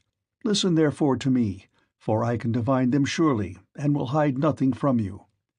May Jove the King of Heaven be my witness, and the rites of hospitality with that hearth of Ulysses to which I now come, that Ulysses himself is even now in Ithaca, and either going about the country or staying in one place, is inquiring into all these evil deeds and preparing a day of reckoning for the suitors. I saw an omen when I was on the ship which meant this, and I told Telemachus about it." "May it be even so," answered Penelope. "If your words come true, you shall have such gifts and such goodwill will come from me that all who see you shall congratulate you." Thus did they converse. Meanwhile the suitors were throwing discs or aiming with spears at a mark on the level ground in front of the house, and behaving with all their old insolence. But when it was now time for dinner, and the flock of sheep and goats had come into the town from all the country round, with their shepherds as usual, then Medon, who was their favourite servant, and who waited upon them at table, said, "Now then, my young masters, you have had enough sport, so come inside that we may get dinner ready. Dinner is not a bad thing at dinner time." They left their sports as he told them, and when they were within the house, they laid their cloaks on the benches and seats inside, and then sacrificed some sheep, goats, pigs, and a heifer, all of them fat and well grown. Thus they made ready for their meal. In the meantime Ulysses and the swineherd were about starting for the town, and the swineherd said, "Stranger, I suppose you still want to go to the town today, as my master said you were to do. For my own part, I should have liked you to stay here as a station hand, but I must do as my master tells me, or he will scold me later on, and a scolding from one's master is a very serious thing. Let us then be off, for it is now broad day. It will be night again directly, and then you will find it colder." "I know and understand you," replied Ulysses. "You need say no more. Let us be going. But if you have a stick ready cut, let me have it to walk with, for you say the road is a very rough one." As he spoke, he threw his shabby old tattered wallet over his shoulders by the cord from which it hung, and Eumaeus gave him a stick to his liking. The two then started, leaving the station in charge of the dogs and herdsmen, who remained behind. The swineherd led the way, and his master followed after, looking like some broken-down old tramp as he leaned upon his staff, and his clothes were all in rags. When they had got over the rough steep ground and were nearing the city, they reached the fountain from which the citizens drew their water. This had been made by Ithacus, Neritus, and Polyctor. There was a grove of water-loving poplars planted in a circle all round it, and the clear cold water came down to it from a rock high up, while the above fountain there was an altar to the nymphs, at which all wayfarers used to sacrifice. Here Melanthius, son of Dolius, overtook them, as he was driving down some goats, the best in his flock, for the suitors' dinner, and there were 2 shepherds with him. When he saw Eumaeus and Ulysses, he reviled them with outrageous and unseemly language, which made Ulysses very angry. "There you go," cried he, "and a precious pair you are! See how heaven brings birds of the same feather to one another. Where, pray, master swineherd, are you taking this poor miserable object? It would make any one sick to see such a creature at table. A fellow like this never won a prize for anything in his life, but will go about rubbing his shoulders against every man's doorpost, and begging, not for swords and cauldrons like a man, but only for a few scraps not worth begging for. If you would give him to me for a hand on my station, he might do to clean out the folds, or bring a bit of sweet feed to the kids, and he could fatten his thighs as much as he pleased on whey. But he has taken to bad ways, and will not go about any kind of work. He will do nothing but beg victuals all the town over, to feed his insatiable belly. I say, therefore, and it shall surely be, if he goes near Ulysses' house, he will get his head broken by the stools they fling at him, till they turn him out." On this, as he passed, he gave Ulysses a kick on the hip out of pure wantonness, but Ulysses stood firm and did not budge from the path. For a moment he doubted whether or no to fly at Melanthius and kill him with his staff, or fling him to the ground and beat his brains out. He resolved, however, to endure it and keep himself in check, but the swineherd looked straight at Melanthius and rebuked him, lifting up his hands and praying to heaven as he did so. "Fountain nymphs," he cried, "children of Jove, if ever Ulysses burned you thigh-bones covered with fat, whether of lambs or kids, grant my prayer that heaven may send him home. He would soon put an end to the swaggering threats with which such men as you go about insulting people, gadding all over the town while your flocks are going to ruin through bad shepherding." Then Melanthius the goatherd answered, "You ill-conditioned cur, what are you talking about? Some day or other I will put you on board ship and take you to a foreign country, where I can sell you and pocket the money you will fetch. I wish I were as sure that Apollo would strike Telemachus dead this very day, or that the suitors would kill him, as I am that Ulysses will never come home again."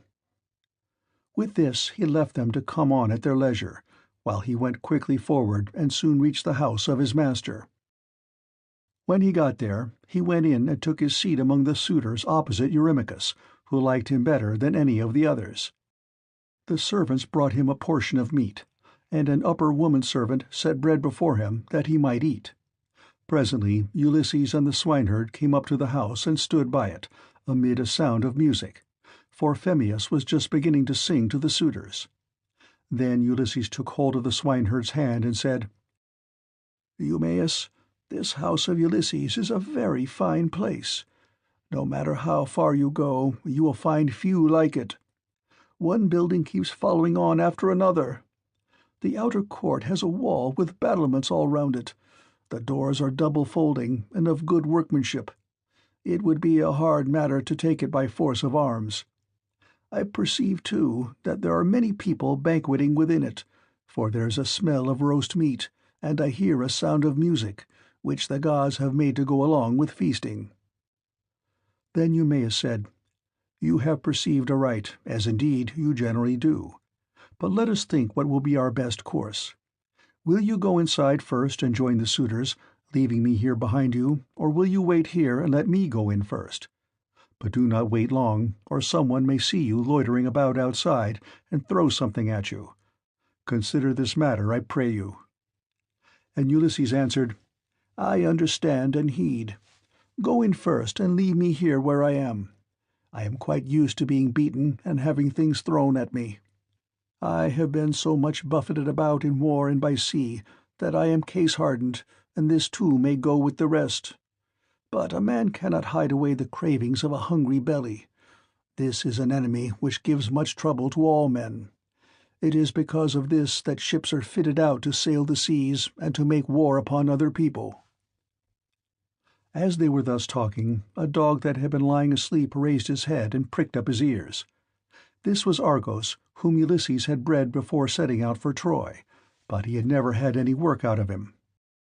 In the old days, He used to be taken out by the young men when they went hunting wild goats or deer or hares, but now that his master was gone, he was lying neglected on the heaps of mule and cow dung that lay in front of the stable doors till the men should come and draw it away to manure the great close. And he was full of fleas. As soon as he saw Ulysses standing there, he dropped his ears and wagged his tail, but he could not get close up to his master. When Ulysses saw the dog on the other side of the yard, he dashed a tear from his eyes without Eumaeus seeing it, and said, "Eumaeus, what a noble hound that is over yonder on the manure heap! His build is splendid. Is he as fine a fellow as he looks, or is he only one of those dogs that come begging about a table and are kept merely for show?" "This hound," answered Eumaeus, "belonged to him who has died in a far country. If he were what he was when Ulysses left for Troy, he would soon show you what he could do. There was not a wild beast in the forest that could get away from him when he was once on its tracks. But now he has fallen on evil times, for his master is dead and gone, and the women take no care of him. Servants never do their work when their master's hand is no longer over them, for Jove takes half the goodness out of a man when he makes a slave of him." As he spoke he went inside the buildings to the cloister where the suitors were, but Argos died as soon as he had recognized his master.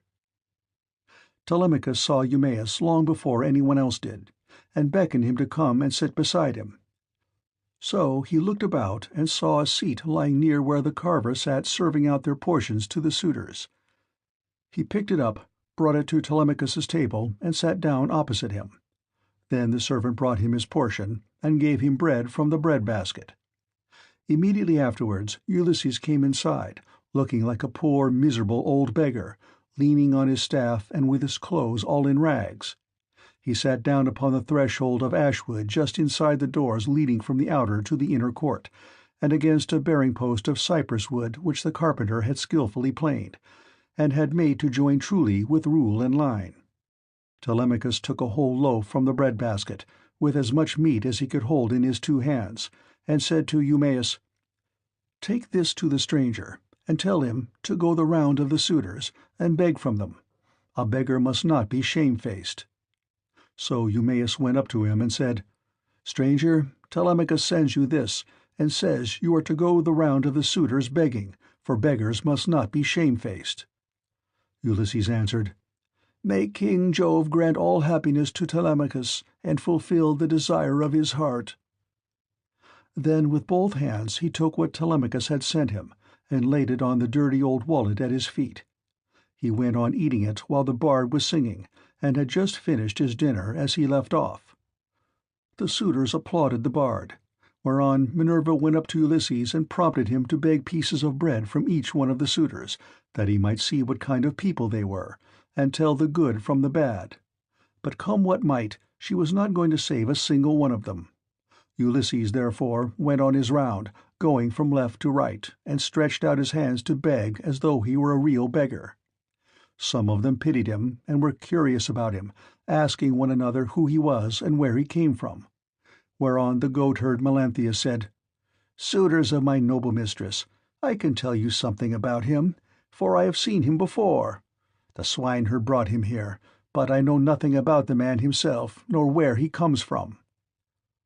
On this Antinous began to abuse the swineherd.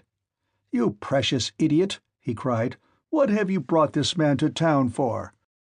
Have we not tramps and beggars enough already to pester us as we sit at meat? Do you think it a small thing that such people gather here to waste your master's property? And must you needs bring this man as well?" And Eumaeus answered, "Antinous, your birth is good, but your words evil. It was no doing of mine that he came here. Who is likely to invite a stranger from a foreign country, unless it be one of those who can do public service as a seer, a healer of hurts, a carpenter, or a bard who can charm us with his singing? Such men are welcome all the world over, but no one is likely to ask a beggar who will only worry him. You are always harder on Ulysses' servants than any of the other suitors are, and above all on me, but I do not care, so long as Telemachus and Penelope are alive and here." But Telemachus said, "Hush, do not answer him. Antinous has the bitterest tongue of all the suitors, and he makes the others worse." Then, turning to Antinous, he said, "Antinous, you take as much care of my interests as though I were your son. Why should you want to see this stranger turned out of the house? Heaven forbid! Take something and give it him yourself. I do not grudge it. I bid you take it. Never mind my mother, nor any of the other servants in the house. But I know you will not do what I say, for you are more fond of eating things yourself than of giving them to other people." "What do you mean, Telemachus," replied Antinous, "by this swaggering talk? If all the suitors were to give him as much as I will, he would not come here again for another 3 months." As he spoke, he drew the stool on which he rested his dainty feet from under the table, and made as though he would throw it at Ulysses, but the other suitors all gave him something, and filled his wallet with bread and meat. He was about, therefore, to go back to the threshold and eat what the suitors had given him, but he first went up to Antinous and said, "Sir, give me something. You are not surely the poorest man here. You seem to be a chief, foremost among them all. Therefore you should be the better giver, and I will tell far and wide of your bounty. I too was a rich man once, and had a fine house of my own. In those days I gave to many a tramp such as I am now, no matter who he might be nor what he wanted. I had any number of servants, and all the other things which people have who live well and are accounted wealthy, but it pleased Jove to take all away from me. He sent me with a band of roving robbers to Egypt. It was a long voyage, and I was undone by it. I stationed my ships in the river Aegyptus, and bade my men stay by them and keep guard over them, while I sent out scouts to reconnoiter from every point of vantage. But the men disobeyed my orders, took to their own devices, and ravaged the land of the Egyptians, killing the men and taking their wives and children captives. The alarm was soon carried to the city, and when they heard the war cry, the people came out at daybreak till the plain was filled with soldiers, horse and foot, and with the gleam of armor. Then Jove spread panic among my men, and they would no longer face the enemy, for they found themselves surrounded. The Egyptians killed many of us, and took the rest alive to do forced labor for them. As for myself, they gave me to a friend who met them to take to Cyprus, Demeter by name, son of Iasus, who is a great man in Cyprus. Thence I am come hither in a state of great misery."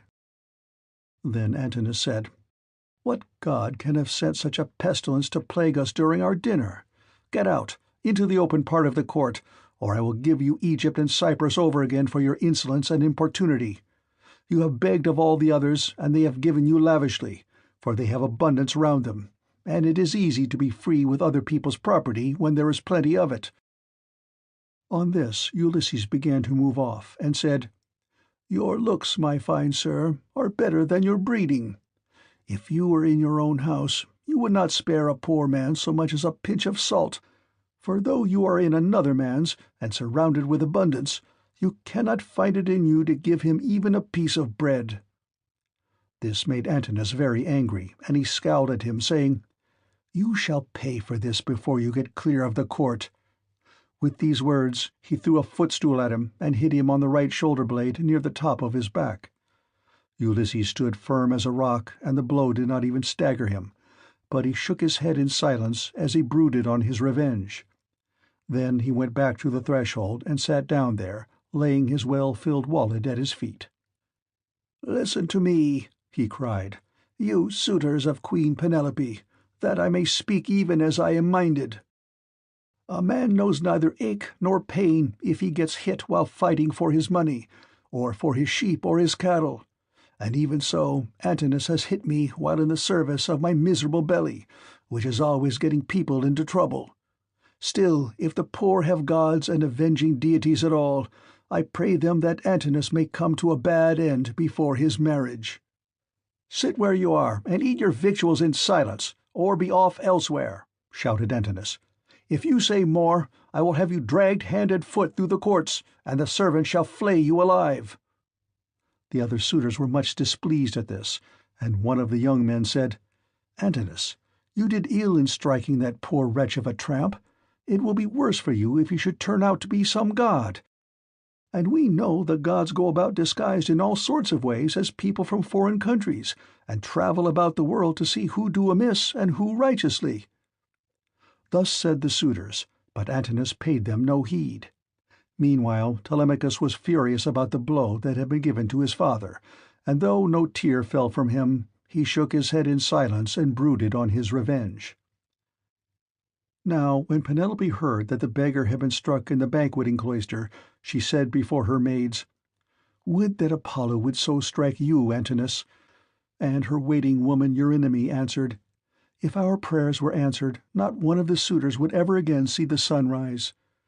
Then Penelope said, "Nurse, I hate every single one of them, for they mean nothing but mischief. But I hate Antinous like the darkness of death itself. A poor unfortunate tramp has come begging about the house for sheer want. Everyone else has given him something to put in his wallet, but Antinous has hit him on the right shoulder-blade with a footstool." Thus did she talk with her maids as she sat in her own room, and in the meantime Ulysses was getting his dinner. Then she called for the swineherd and said, "Eumaeus, go and tell the stranger to come here. I want to see him and ask him some questions. He seems to have travelled much, and he may have seen or heard something of my unhappy husband." To this you answered, O swineherd Eumaeus, "If these Achaeans, madam, would only keep quiet, you would be charmed with the history of his adventures. I had him 3 days and 3 nights with me in my hut, which was the first place he reached after running away from his ship, and he has not yet completed the story of his misfortunes. If he had been the most heaven-taught minstrel in the whole world, on whose lips all hearers hang entranced, I could not have been more charmed as I sat in my hut and listened to him.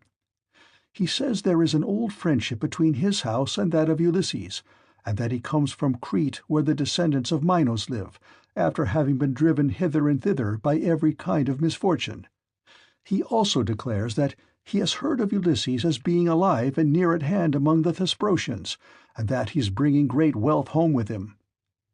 "Call him here, then," said Penelope, "that I too may hear his story. As for the suitors, let them take their pleasure indoors or out as they will, for they have nothing to fret about. Their corn and wine remain unwasted in their houses, with none but servants to consume them, while they keep hanging about our house day after day, sacrificing our oxen, sheep, and fat goats for their banquets, and never giving so much as a thought to the quantity of wine they drink. No estate can stand such recklessness, for we have now no Ulysses to protect us. If he were to come again, he and his son would soon have their revenge." As she spoke, Telemachus sneezed so loudly that the whole house resounded with it. Penelope laughed when she heard this, and said to Eumaeus, "Go and call the stranger. Did you not hear how my son sneezed just as I was speaking? This can only mean that all the suitors are going to be killed, and that not one of them shall escape. Furthermore I say, and lay my saying to your heart, if I am satisfied that the stranger is speaking the truth, I shall give him a shirt and cloak of good wear." When Eumaeus heard this, he went straight to Ulysses and said, "Father stranger, my mistress Penelope, mother of Telemachus, has sent for you. She is in great grief, but she wishes to hear anything you can tell her about her husband, and if she is satisfied that you are speaking the truth, she will give you a shirt and cloak, which are the very things that you are most in want of. As for bread, you can get enough of that to fill your belly by begging about the town and letting those give that will." "I will tell Penelope," answered Ulysses, "nothing but what is strictly true. I know all about her husband, and have been partner with him in affliction, but I am afraid of passing through this crowd of cruel suitors, for their pride and insolence reach heaven. Just now, moreover, as I was going about the house without doing any harm, a man gave me a blow that hurt me very much, but neither Telemachus nor anyone else defended me. Tell Penelope, therefore, to be patient and wait till sundown. Let her give me a seat close up to the fire, for my clothes are worn very thin. You know they are, for you have seen them ever since I first asked you to help me. She can then ask me about the return of her husband." The swineherd went back when he heard this, and Penelope said as she saw him cross the threshold, Why do you not bring him here, Eumaeus? Is he afraid that someone will ill-treat him, or is he shy of coming inside the house at all? Beggars should not be shamefaced." To this you answered, O swineherd Eumaeus, "The stranger is quite reasonable. He is avoiding the suitors, and is only doing what anyone else would do. He asks you to wait till sundown, and it will be much better, madam, that you should have him all to yourself, when you can hear him and talk to him as you will." "The man is no fool," answered Penelope. "It would very likely be as he says, for there are no such abominable people in the whole world as these men are." When she had done speaking, Eumaeus went back to the suitors, for he had explained everything.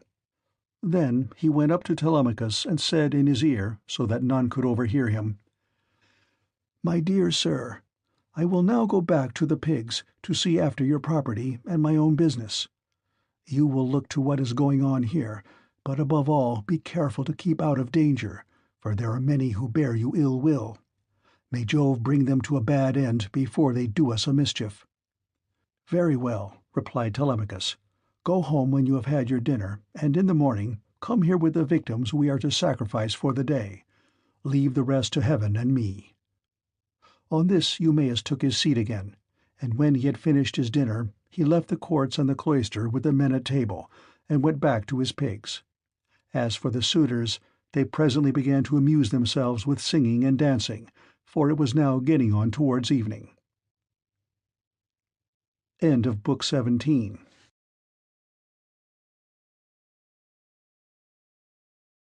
Book 18. The Fight with Iris. Ulysses warns Amphinomus. Penelope gets presents from the suitors. The braziers. Ulysses rebukes Eurymachus.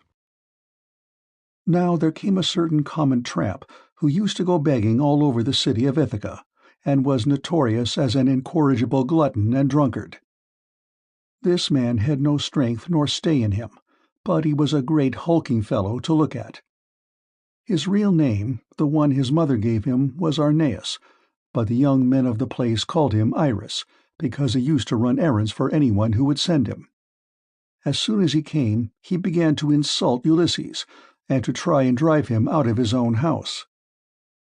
"Be off, old man," he cried, "from the doorway, or you shall be dragged out neck and heels. Do you not see that they are all giving me the wink, and wanting me to turn you out by force, only I do not like to do so? Get up then, and go of yourself, or we shall come to blows." Ulysses frowned on him and said, "My friend, I do you no manner of harm. People give you a great